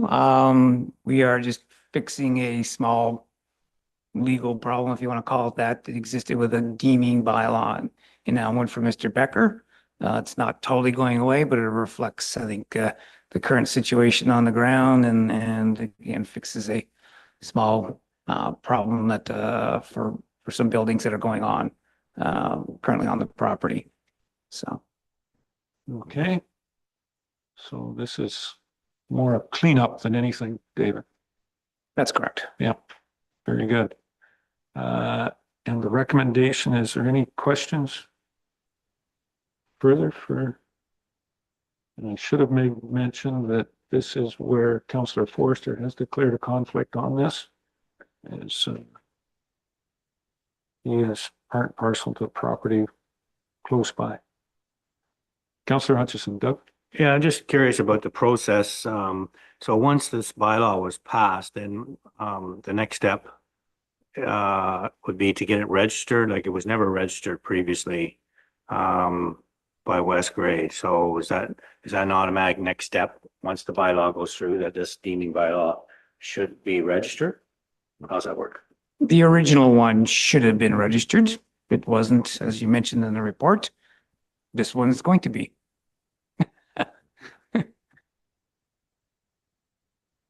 Okay, thanks, David. Any other questions on the report?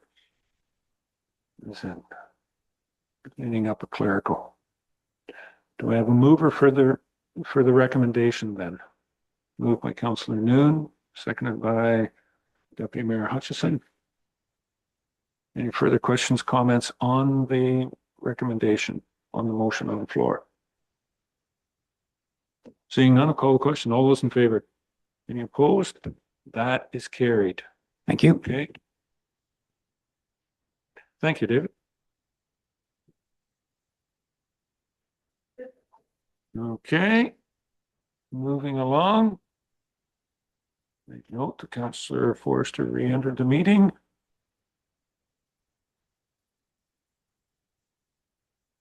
Next one, Building Department. Mr. Shipwreck, 2024 Q2 report. It's there. Anything further on that? Other than that's it? No, nothing outside of what's in the report. Any questions or comments on the report? There's a motion to recommend, sorry, Doug? Councillor Townsend, or Councillor Hutchison.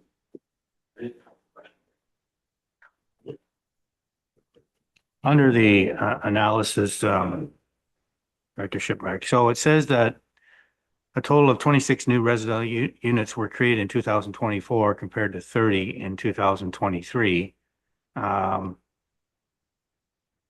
And overall reduction in construction in 2024, but that is considering that we're only halfway through 2024. Do we expect that there's going to continue to be a reduction? That's only like we only have to build 4 more houses and then we're going to be caught up to where we were in 2023. So I just question that comment. Yes, through you, Mayor. The 30 in 2023 is as of the 2 quarters. So we're comparing the first 2 quarters of 2023 to the first 2 quarters of 2024. Okay. I didn't interpret it that way, or I didn't read it that way. So that's fine. I just wondered why that was worded that way. I do have one other question under when you're looking at the quarters and the homes, when you classify new homes, is each individual home in the subdivision classified and registered in here as a new build, each home in the subdivision? Yeah, through you, Mr. Mayor. So it depends on how the application is received. If the intent of the application is to have the property severed after the fact. So when we receive applications for townhouses, for example, there may be 5 units in that townhouse. The intent is that they were, in the future, they would sever those properties and sell them off individually. In those cases, we receive those as 5 separate applications, and we would count each one individually as a separate permit.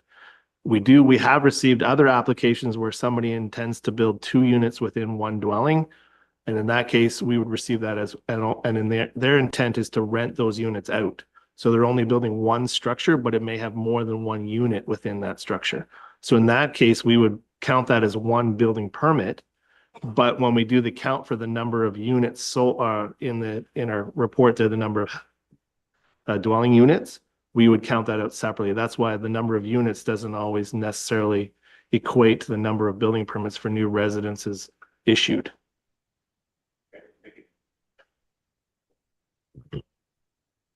Okay. So we have the recommendation there for information purposes. Does someone want to move that? Councillor Hutchison and Councillor Forrester. Any further questions on the motion? Call that. All those in favor? Any opposed? That's carried. Animal Control Officer, contract renewal. Carl, this one is yours.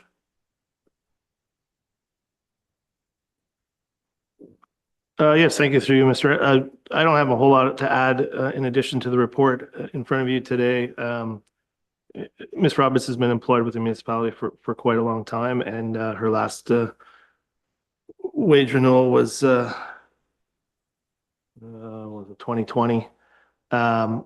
So it's been 4 years with no wage increase, and I am looking, and she has requested to include in the new contract an annual cost of living increase, similar to what staff would receive on an annual basis. Okay, any questions on this?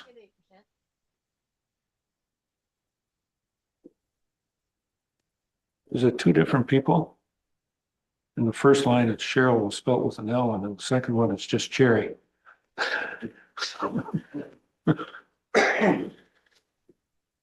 I'll just start calling her Cherry from now on. She'd like the. Okay. No, it's Cheryl Roberts. Yes, yes. intent. Just- Okay. Do we have a mover for this? Councillor Townsend. And seconder, Councillor Shea. Any further comments on the recommendation? Staff to review this. Call the question. All those in favor? Opposed? That is still carried. Okay. Director of Infrastructure. Thanks, Carl. I think that's all. This one, right?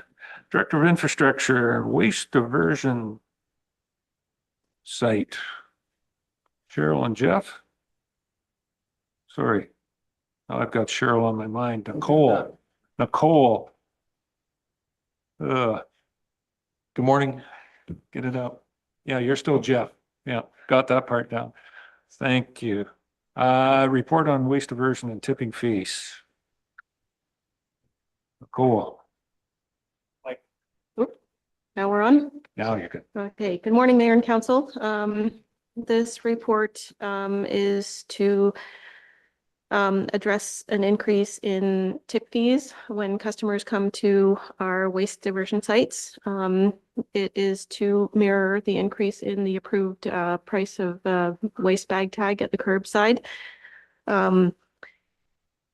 West Gray would like to encourage residents to use the curbside collection services because those trucks pass by regardless of whether or not folks set out materials. And it's the most effective way to manage household waste. This fee is also to encourage the sorting of recyclable materials. Often a financial incentive is the best way to achieve that. And our Bentic landfill has an approved limited capacity that we need to manage very carefully to extend its life as long as possible.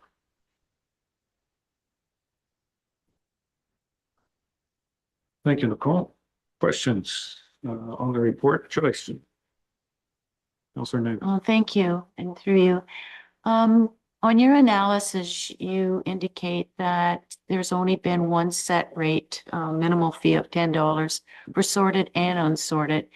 And now you're raising it to 20 and 40. I don't have any objection to the 20. The 40, however, I'm thinking is a little steep. I'm just concerned, yes, I know the philosophy when I used to be an employee as well, that, if we instigate additional fees, that perhaps they'll use curbside versus landfill. But I'm just concerned for those that just are going to balk it, that are we going to start seeing increased garbage on our roadsides again? So I'm just recommending maybe we do a minimal, like maybe $30 or maybe 25 or something, just to take that steep of that extra cost away from the person, so they do take it to landfill site and not throw it on roadside. Nicole. That's a great suggestion. There is always a risk we run of, wondering if we are going to find more illegal dumping in the roadsides. 30 is an option, to make it more palatable. I do feel strongly that there needs to be a difference between the sorted and unsorted rates to provide that incentive to properly sort materials. Okay, questions? Doug Hutchison, Councillor Hutchison. Yeah, thanks, Nicole. I understand where you're coming from, but I do have a problem with the $20 fee, especially in the summertime. I think there's a lot of families out there with children in diapers, for example. To keep your garbage for 2 weeks in the summertime is just crazy. We quite often don't do it. I have a young family with some grandchildren that are quite young. I just think by going to $20 that we're going to encourage people to use the roadside. I think we're going to see more of it. Maybe a suggestion is, maybe for the summertime, we make it 10, and in the fall and winter, we make it 20. Because in the wintertime, it isn't quite as bad storing garbage in your garage or wherever.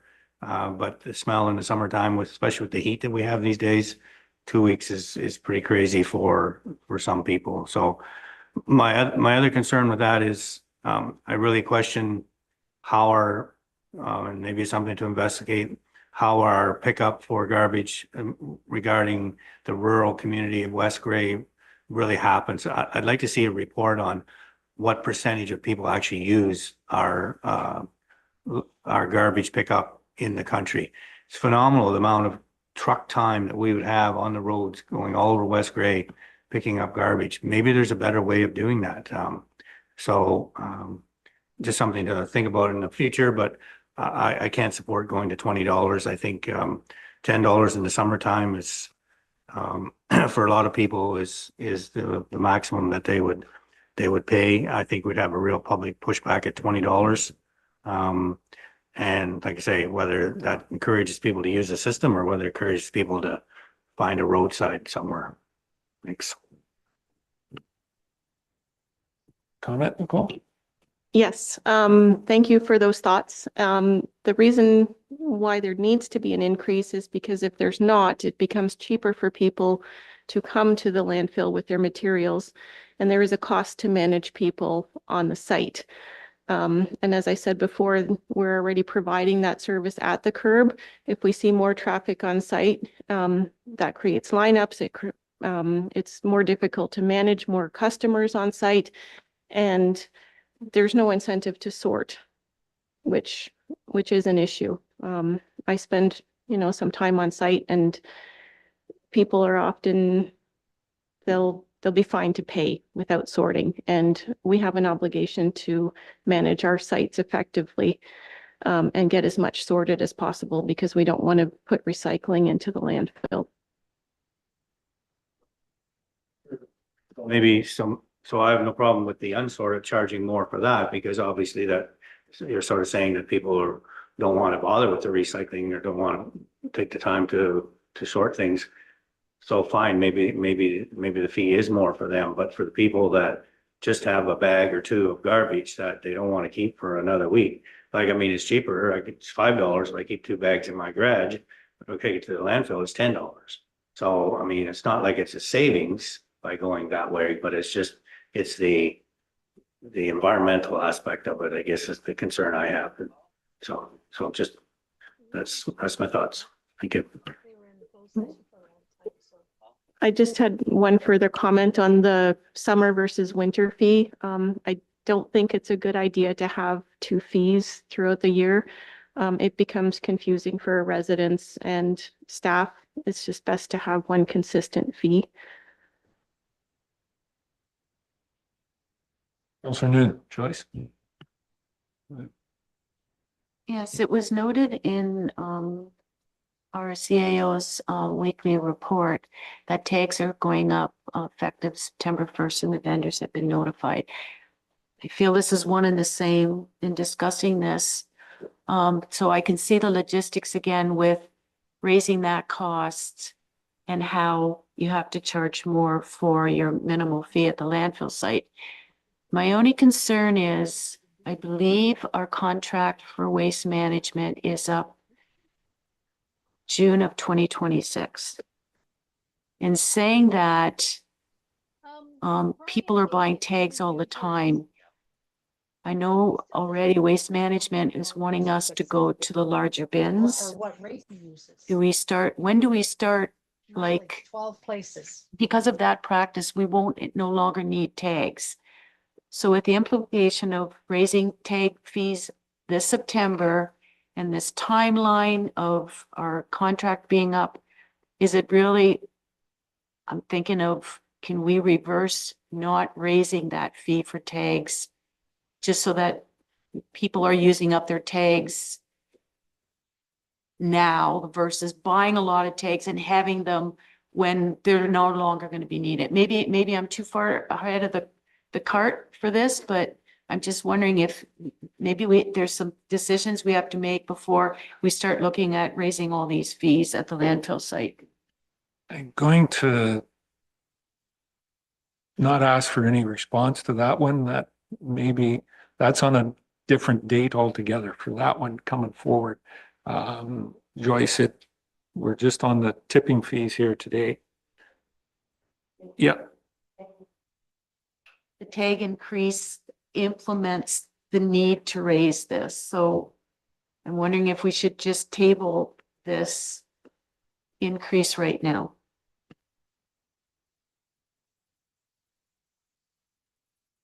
Well, the motion's not even on the floor yet.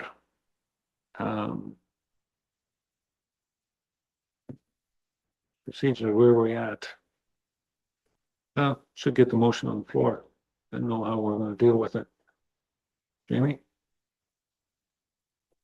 Three Miracles, if council doesn't want to make any changes to the tipping fees today, simply put, procedurally the best way to move forward would just be to receive this report for information.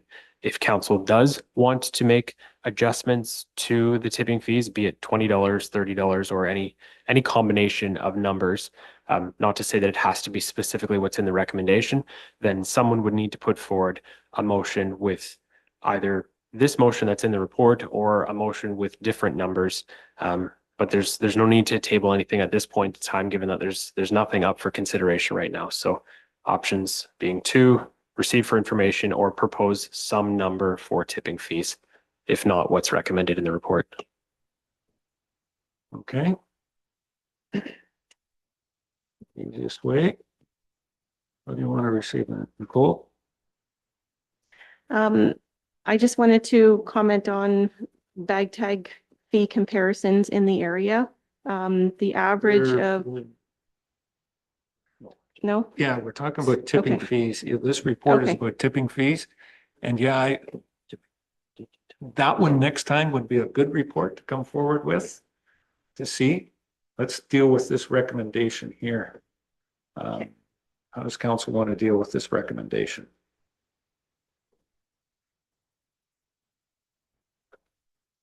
Looking forward, Joyce, you want to move that we receive? I recommend we receive this information as information. Okay, do we have a seconder? Jamie? Three Miracles, just so council is aware procedurally, a motion to receive does not preclude council from putting forward a subsequent motion on tipping fees.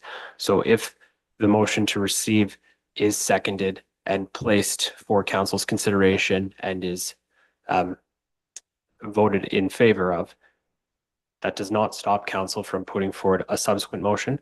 What I would suggest, regardless of what happens here, if the motion to receive is defeated and a subsequent motion is put forward and also then defeated, in order to receive this report for information again, we would have to reconsider the motion to receive that was defeated. So just procedurally, I just want to make sure that everybody's aware of how this is working so that we don't have a procedural quagmire upon us.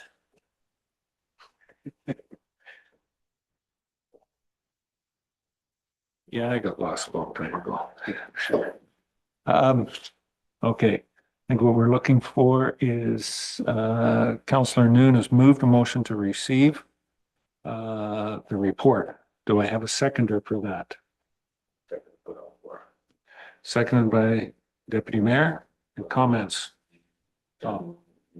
Quick question through you, Mayor Eccles. So we moved to second the recommendation and receive, but to receive it. Just to receive, not to accept the recommendation, to receive the Well, report. we're not receiving, okay, because Yeah. we're not using the word recommendation, just to receive the report. That's what I want clarity on when I seconded because Yeah. the numbers are there. So just to receive. Good enough. Thank you. Any other questions? Councillor Townsend? Just a comment, because we are already, I'm gonna go back to bag tags. We are already increasing the bag tags effective September 1st, correct? Yes, And this has nothing to do with that, correct. correct? This is strictly the tipping fees At the landfill. at the landfills. Mhm. Exactly. So, so that was my question, on the tipping fees that were, recommended in the report. That was 100% increase in the tipping fees from the current rates, which to me Yeah. is quite excessive. And, we could maybe have found a better number, than taking a big bite all at once. Okay, So, I'll suggest that we deal with the motion that's on the floor just to receive.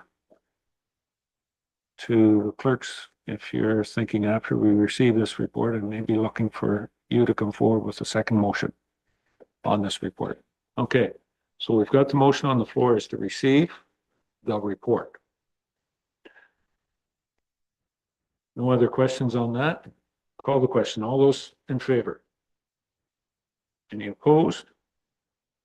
That is carried. Okay. Anything else dealing with this? Nobody wants to say anything? Councillor Hutchison?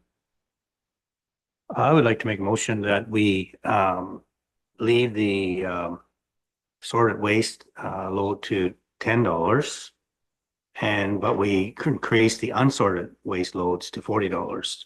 So encourage people to sort and recycle, but not penalize people that are going to the dump, even though they're still paying $10 at this time. Okay, I'll accept that motion. So the motion is to leave the sorted waste loads tipping fee at $10. Jamie, you go ahead.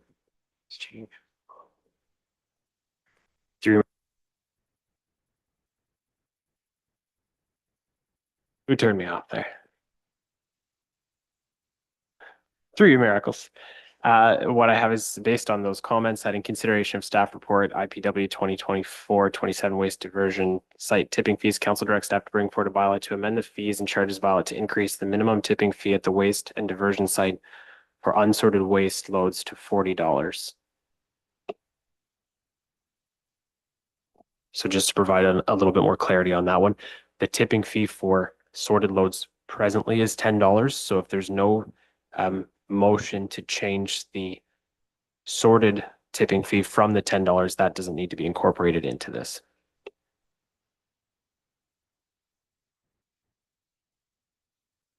I'll second that to get it on the floor, and then I'd like to comment on it. Very good. So we have a motion moved and seconded to unsorted waste loads being moved up to $40. Comments on the motion? Doug? Well, my comment would be I mean, we are putting up the bag tags, so the whole idea with the $20, I seen where Nicole's coming from. It's to, we don't want it cheaper for people to bring it to the waste site than have it picked up at the side of the road.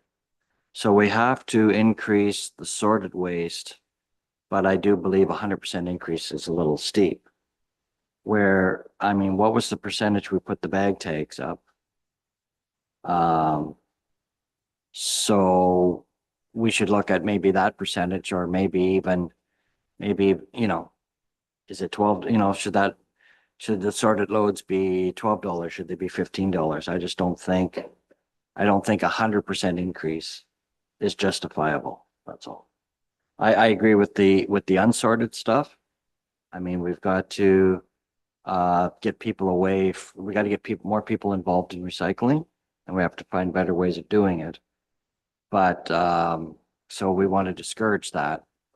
But for people that are sorting their garbage and are taking those extra bags, especially in the summertime, 100% increase in that is, to me, is a little steep.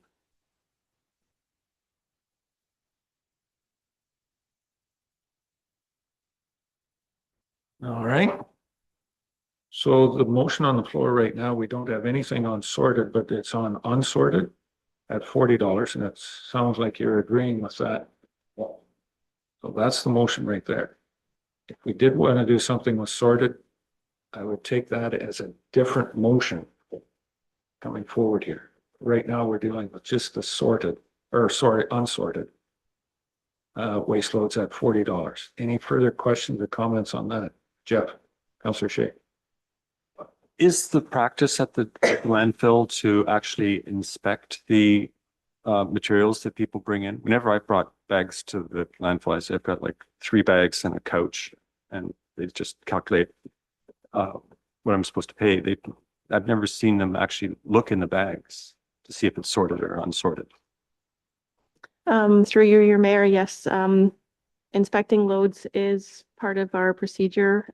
It's possible that during busy times, or if it's somebody familiar, that may not happen, but inspecting loads is something that I feel is absolutely imperative of everybody that comes into the site. I'm concerned about the staff person who somebody comes into the site and says, I've got 5 bags, or I've got a trailer full, and it's all garbage. And I expect to be able to pay $10 for that, or $10 minimum.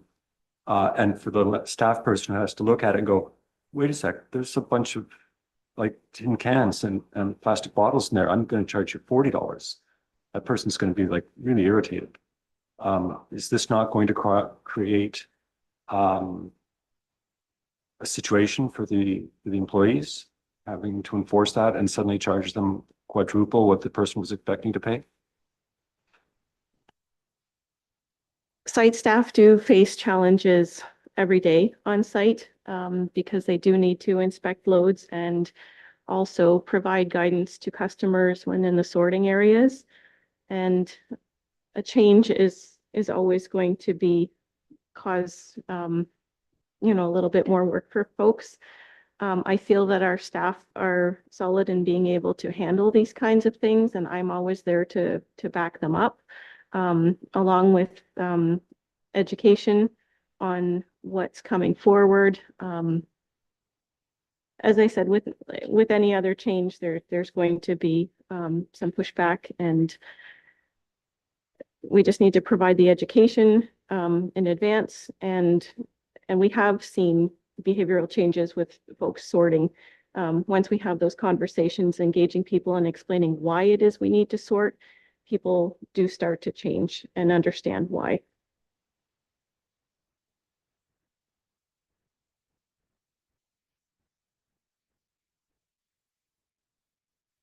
Doug? Yeah, and to what Nicole was saying, I'm an avid user of going to the dump as opposed to having my garbage picked up at the roadside because of all the critters that also live out in West Grey and shred garbage bags. And anytime I have gone to the landfill site, they've always, looked in to see what I have. And I'm one of these people that have been educated or whatever, have been schooled in this, that, you've got your garbage in your clear bags. You got your recycle box there with your recycles in it. And if I've got any scrap steel or branches or any of that stuff, it's all segregated in my load and they can see that. So, I mean, the staff at the landfill site are doing a good job. They are looking at this stuff. And again, a lot of it is educating the public as to how they need to present it to the landfill attendants when they roll up. And that will determine the charge that they are paying. Okay, enough. Any other questions on the unsorted fee? Doug, too. Just a quick question. Do we allow people to bring their garbage in black bags when they come to landfill? You know, it's supposed to be clear, I realize, but do we allow that? Our clear bag policy is in effect at the curb as well as at the landfill. If somebody does arrive with black bags, or another thing we see is feed bags often, they're asked to empty those bags so that we can see what's inside of those and make sure the materials are in the right direction. Okay. No further questions? I'm going to call the question. All those in favor? Opposed? That's carried.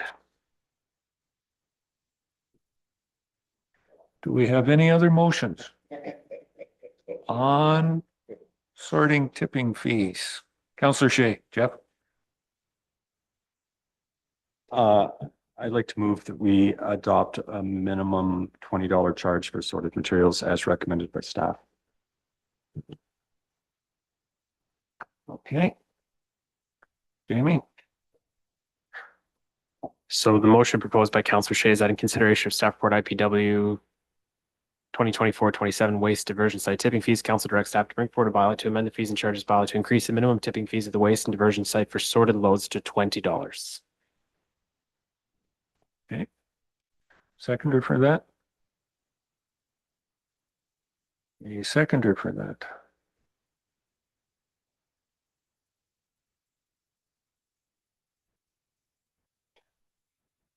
Failing to get a seconder.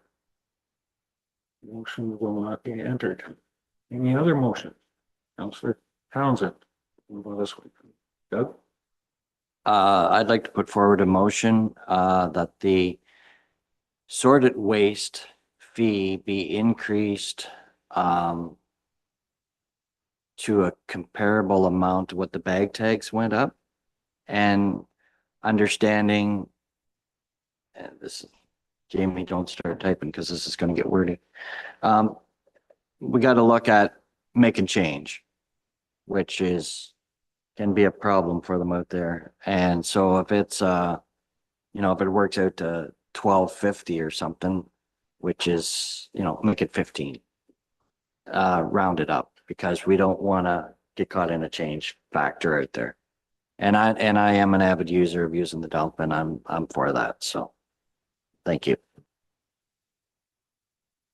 I can provide that answer. Ms. Mike, we're getting right into the numbers now. I can provide you with that answer. You would need at least $14 to have the same ratio that the $2.50, $10, $3.50, $14 to make the same equivalent incentive. So you're using a $10 bill and 4 loonies, or are we going to go to 15? No, we're going to 15. I'll make my motion for $15 for sorted. Okay. The auction's over on that. Jamie? Through miracles, I have that in consideration of staff report IPW 2024-27 waste diversion site tipping fees, council directs staff to bring forward a bylaw to amend the fees and charges bylaw to increase the minimum tipping fee at the waste diversion site for sorted loads to $15. Oh, thank you. Yes, sir. Deputy Mayor Hutchison, second of that. Any further questions or comments? Go ahead. Seeing none. Call the vote. All in favor? Any opposed? It's carried. Jeffrey? Councillor Shay? Councillor Hutchison has mentioned this a couple of times over the years, and I think he actually has a valid point. I'd like to make a motion that loads consisting entirely of diapers be free. Oh, why not? Why not?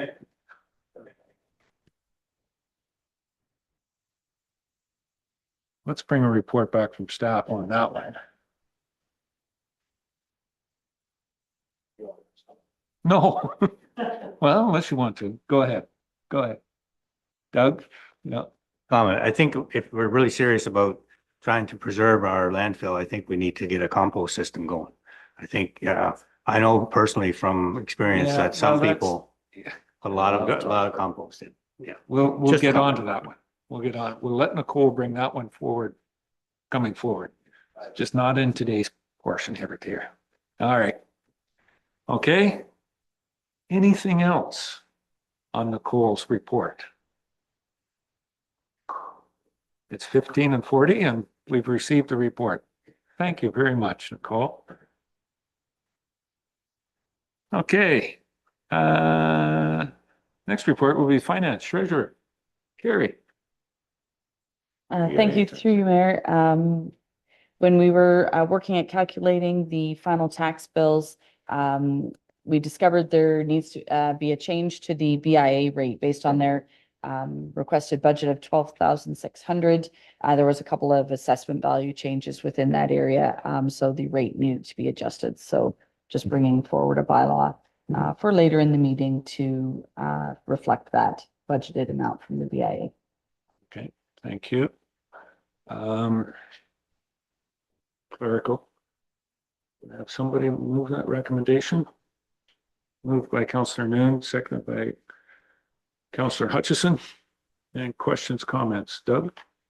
Bill? Yeah, I'm just curious, what are the changes in assessment values? Like, does that mean we've lost buildings? Like, cause we don't have any impact statements to go from, so. There was a few increases. I think there was a couple increases, a couple of changes. If they change their building, you know, a renovation on a building still does require a permit and results in additional assessment. If a structure is demolished, same token. So they were minor. They weren't significant by any means, but there was a couple of changes in the BIA area, up and down. Okay. So the assessment is actually going down, it looks like, rather than up. Right. That's actually, The net assessment increase, so the tax rate required to raise 12,600 is lower. right. Okay. Any other questions on the motion? I'll call the question. All those in favor? Any opposed? That's carried. Thank you, Carrie. Community Initiatives Officer. Cody, welcome. Your report's up next. This one's good news, I think. Yes. Cody, please. Thank you. And through you, fairly straightforward report in front of council today. Recently, staff were approached by the Early On Durham site as they are currently, I'll say, ending their current lease effective September, and they are looking for space. They had approached us about accessing the boardroom at the Durham District Community Center. So staff are requesting authorization from council to enter into a temporary lease that would be 10 months with the possibility of extension should both parties find it mutually agreeable. Okay. Any questions on this one? Councillor Hutchison. Doug? Yeah, I don't have a problem with the applicant applying, but I'm just curious about the size of the room. Like, it's not a very big room, the boardroom, and the hours of operation, do they coincide with the arena being open? So I just wondered how that's going to work. Thank you. And through you, before this report was prepared, we did do a site walkthrough with the Early On staff, as well as their senior leadership, and they were agreeable to the space size and thought that it would work for their needs. With regards to the hours of operation are fairly consistent with the current staffing hours of the Durham District Community Center. So there would not be many changes required to staffing schedules or potentially even key access. However, we could arrange for key access should it be identified as a need with the Early On staff.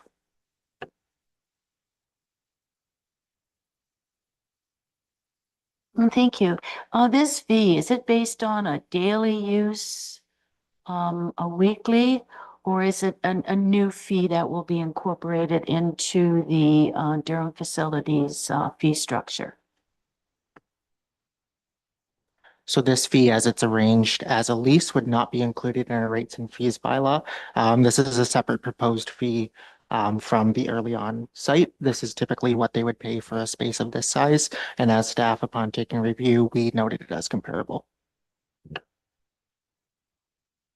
Okay, anything further? Do I have somebody that would move the recommendation as presented? Councillor Townsend, Deputy Mayor Hutchison. Thank you. Any further questions, comments? Call the question. All those in favor? Any opposed? That's carried. Okay. Doing pretty good. Thank you, Cody. Thanks for bringing that forward. Confirmation, Saugeen Municipal Airport Commission. Legislative Services / Clerk, Jamie. What do you got for us? Thank you, Mayor Eccles, and through you. The Saugeen Municipal Airport Commission has recently passed a new corporate bylaw. The Corporations Act requires the shareholders, being the 3 municipal partners, to confirm the bylaw prior to the bylaw being able to take effect. The Saugeen Municipal Airport Commission worked with legal counsel and the clerks of the respective member municipalities on the creation of the new bylaw. And myself and the Brockton and Hanover clerks did not have any concerns with the bylaw as it was proposed. And staff are recommending that council confirm the Saugeen Municipal Airport Commission bylaw as it is attached to the report. Okay, any questions or comments? Jeffrey. Councillor Shea. I have 2 questions. One is, what's the difference between this and the previous bylaw? And the second one is, are we not receiving legal advice about our status within the airport? And maybe this should be wrapped up in that discussion. If we're going to be receiving legal advice about the airport and our relationship to it, then we might want to have questions about this at the same time. Jamie. Through your miracles to Councillor Shea, essentially what this bylaw is, it's Saugeen Municipal Airport Commission's governance bylaw. So it speaks, to draw comparisons to our own bylaws, this is essentially their procedural bylaw. So that it has no bearing on the question of whether or not the airport can be sold. It's separate and distinct from that. It doesn't speak to the agreement between the member municipalities. It's more or less just how they call their meetings to order, and notice requirements, open meeting guidelines, things like that. So it's very much so governance related as opposed to relationship between member municipalities and the airport commission as a whole.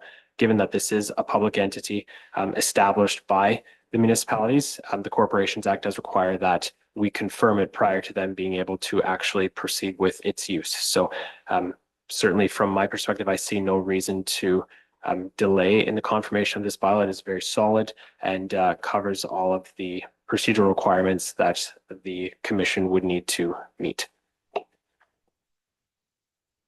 Further. Well, then, can you enumerate what the changes are between the existing bylaw and this one?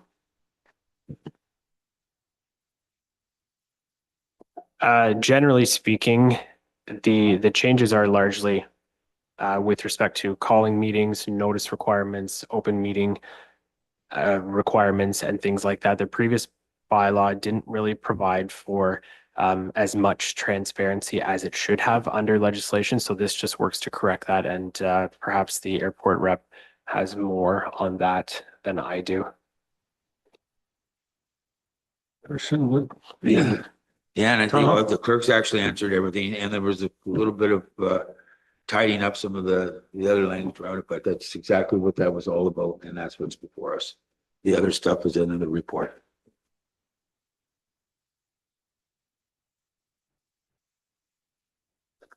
Okay. Further, Jeff. So section well, I'll just pick a random section, section 2 members. It refers to the board of the corporation and the chair of the board of the corporation. That's, the board of the corporation is separate from the commission. Is that right?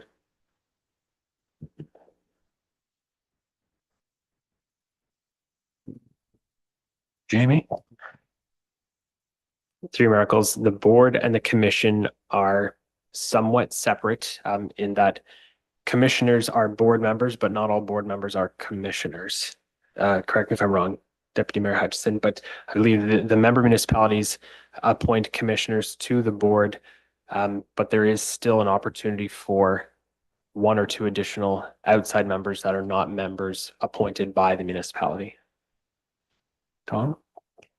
Okay, so currently the three municipalities all appoint one commissioner each from each municipality, and then there's two board members, commissioners at large that are applied annually that are, well, citizens at large throughout any one of the three communities that participate.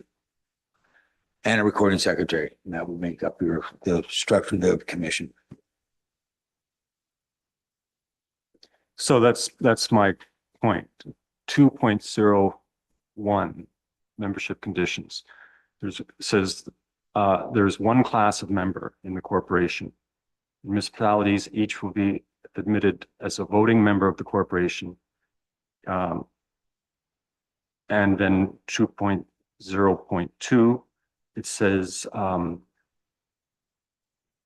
well, no, I'll just stick with that. It doesn't say anything about the appointment of commissioners or the existence of an airport commission. It talks about a board, and a board consisting of three members, three equal members. So and what the deputy mayor just said, that the three members appoint two additional board members did not seem appropriate, because there's actually supposed to be 5 commission members. So the relationship between the commission and the board is hazy in this document. And so that's why I was not comfortable approving this at this time without being able to ask these questions of a lawyer who we're going to be seeing anyway in the near future. So I would like to move that we defer voting on this issue until after we've had a discussion with a lawyer about the airport.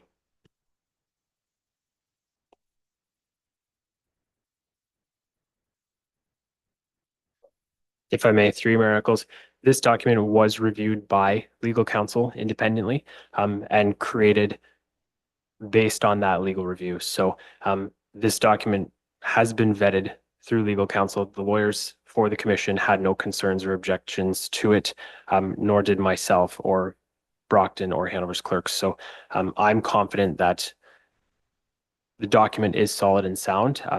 And as noted in my report, I am recommending that it be confirmed. But if it is council's wish to defer confirming this until a later date, then that's within council's right to do so. However, I will say that the legal challenge that we have, or the legal advice that we're seeking with the airport, does not fall within the scope of this request. So the direction that would be needed would be to obtain an additional legal opinion on this outside of the advice or legal opinion that we're seeking presently with respect to the airport.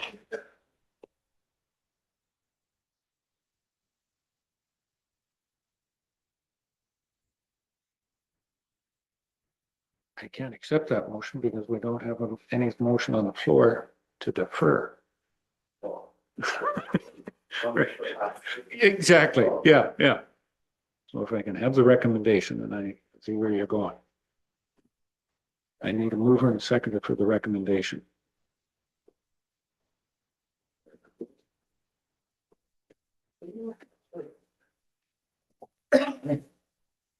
Three Miracles, procedurally, if council wants to just defer the motion outright, there would be no need to introduce the recommendation in the report as a motion first. The motion could just be to defer this matter pending legal advice or whatever the case may be. Just understand that the caveat is that we would need direction to obtain separate and independent legal advice on this above and beyond any other legal advice that we already have. So this couldn't just piggyback on that. It would be separate and distinct entirely.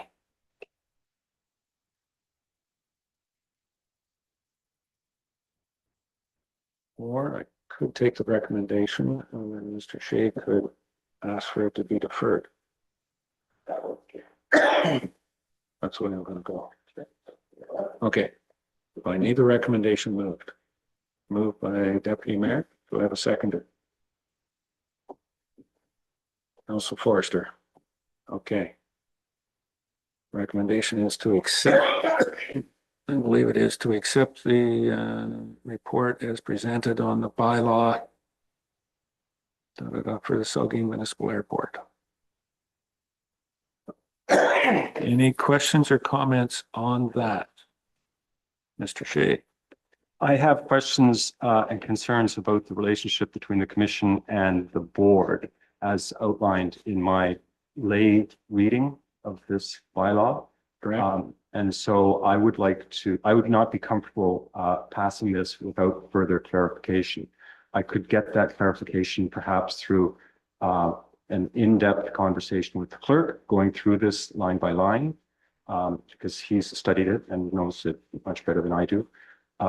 Or it could be, my questions could become moot after our meeting with the lawyer to examine our long-term relationship with the airport. We may decide that we want to adopt a different structure than the structure we have right now. In which case this document would no longer be relevant or appropriate. So I still think it makes sense to defer this because I have questions that have not been answered. Okay. As I'm sure many of you do. So Councillor Shea has made a motion to defer to a further date until after consultation with legal. Yeah. And or clerk. Okay. Motion to defer, does it need a seconder? Yes. Okay. With that, so the motion's been made to defer. I need a seconder for that to defer the motion to a later date.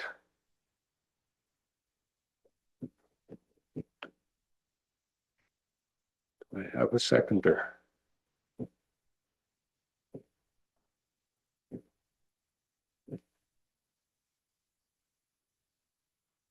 Seeing no seconder for the motion to defer will not be entered. Councillor Shea. I think counting the diaper motion, that's 3 motions that I haven't been able to get a seconder for. You're on a roll. Okay. No further questions on the motion for the bylaw for the Saugeen Airport? Call the question. All those in favor? Any opposed? So noted. Declare that carried. Okay. Better keep going here. Any questions? Any questions from any member? Councillor Townsend. Doug? On previous stuff, do we have does anybody have an update on the splash pad? Where we're at with that, or? Cody's not around, but Michelle, please. Thank you so much. Through Mayor to Council, the splash pad is being inspected hopefully by the end of this week from Grey Bruce Public Health. And once it's inspected, we will be doing opening it up, and we are anticipating perhaps an opening. We're just trying to coordinate schedules sometime around Labor Day for the formalities related to it. But we're hoping to get in some action before the fall hits. And we usually have some good weather in fall. We can use that. It's getting into December. I think the usage may get less. Yeah. It is coming along very well. Grass has been installed and it's looking very good down there. Okay, any other questions? Councillor Townsend. Doug? Thank you, Mayor. Just and I'll to say it like it is, this is a loaded question and I'm not looking for an answer from staff because I don't want to get anybody into trouble over privacy issues. But has anybody heard if South Bruce Gray Hospital has booked a hall yet for a public meeting with us?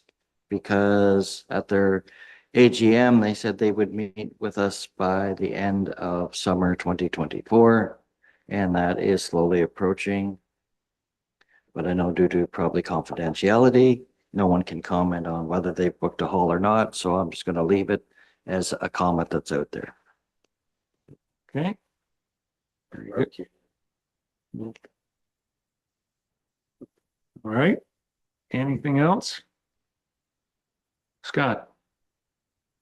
Just a comment about our building at the Landwash Hall that we were trying to rent out. I wondered if there's any success. And if not, can we put a sign in front of it? I drove past it the other day, and maybe if there was a sign in front of it, somebody would inquire. Michelle? Thank you. Duly noted. We will look into that. For rent. Okay. Anything else? Seeing none, then we'll go down to bylaws. Bylaws 13.1 to 13.8. Don't have any of, we can do that all in one confirming bylaw. Unless somebody has one that they want to pull.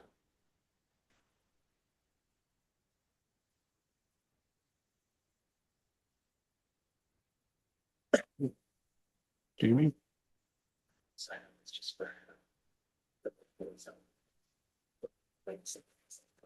Oh.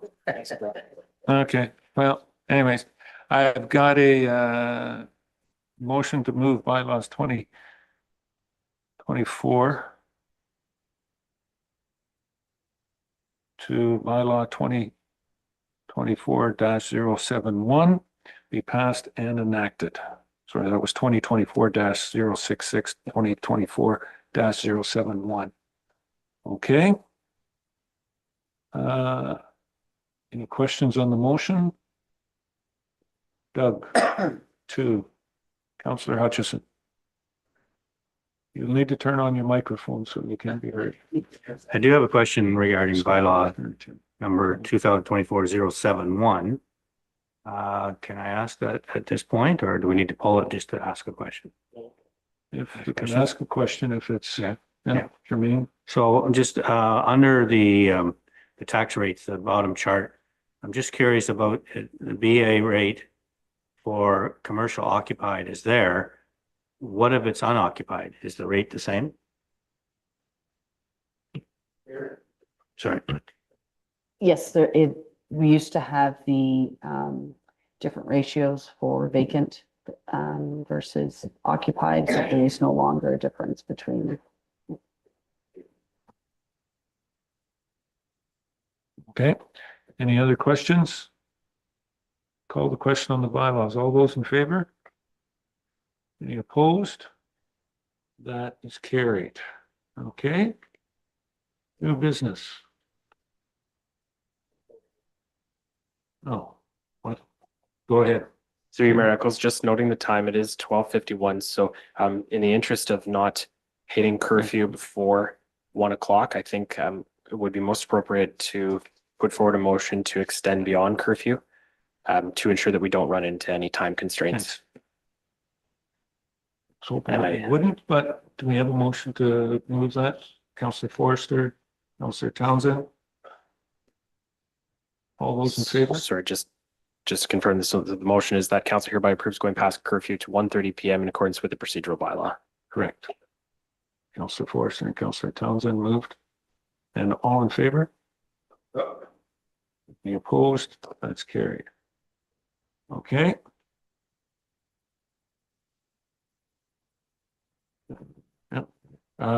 New business.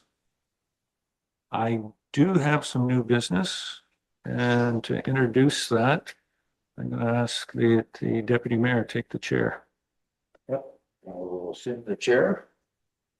Okay. For the rules, sure. All right, thank you. Going to introduce a notice of motion. the motion that's dealing with the West Gray and Owen Sound Police Services.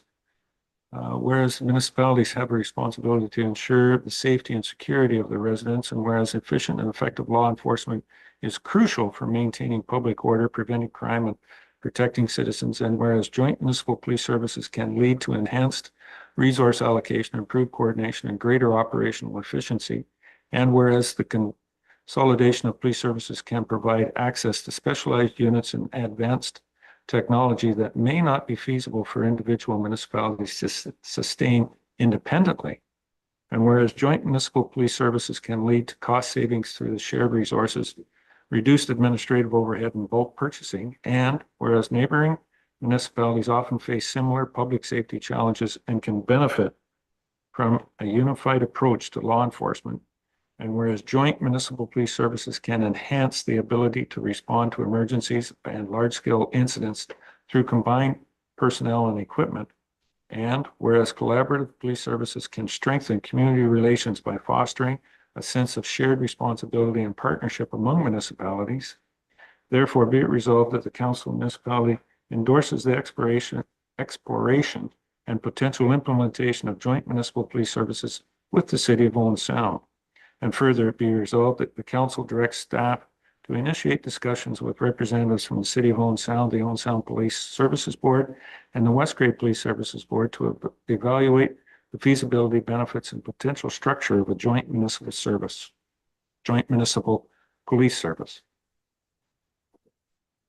That's my introduction of the notice of motion. Yes. So we do things a little different in the county. I just, clerk, if you could just give me clarity, as usually we announce that for the next meeting. I assume this notice here is for active, or is it for the next meeting? Just for clarity, sir.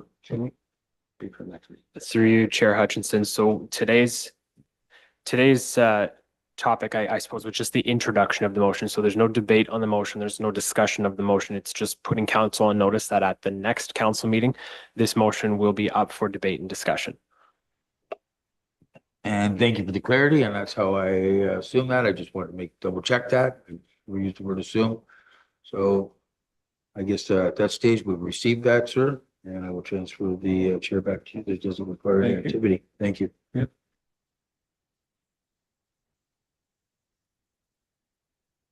Yeah. Any other new business?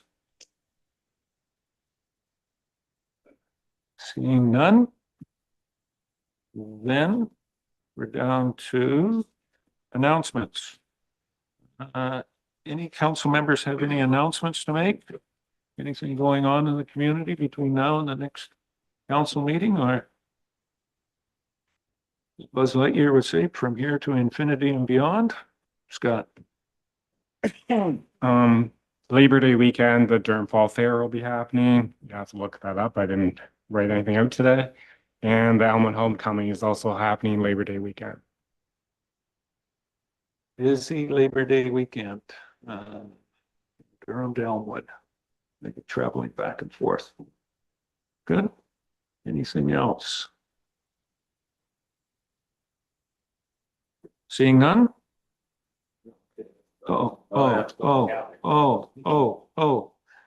Mr. Hutchison, Doug, two.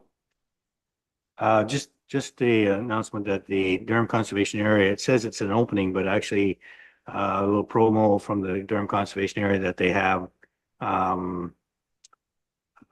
Frisbee golf course now at the Durham Conservation Area by the Gatehouse, and they're looking at starting up some winter camping. So people are interested. There's on August 25th, Sunday, 12 to 1, there's a bit of an open house and people can find out more information.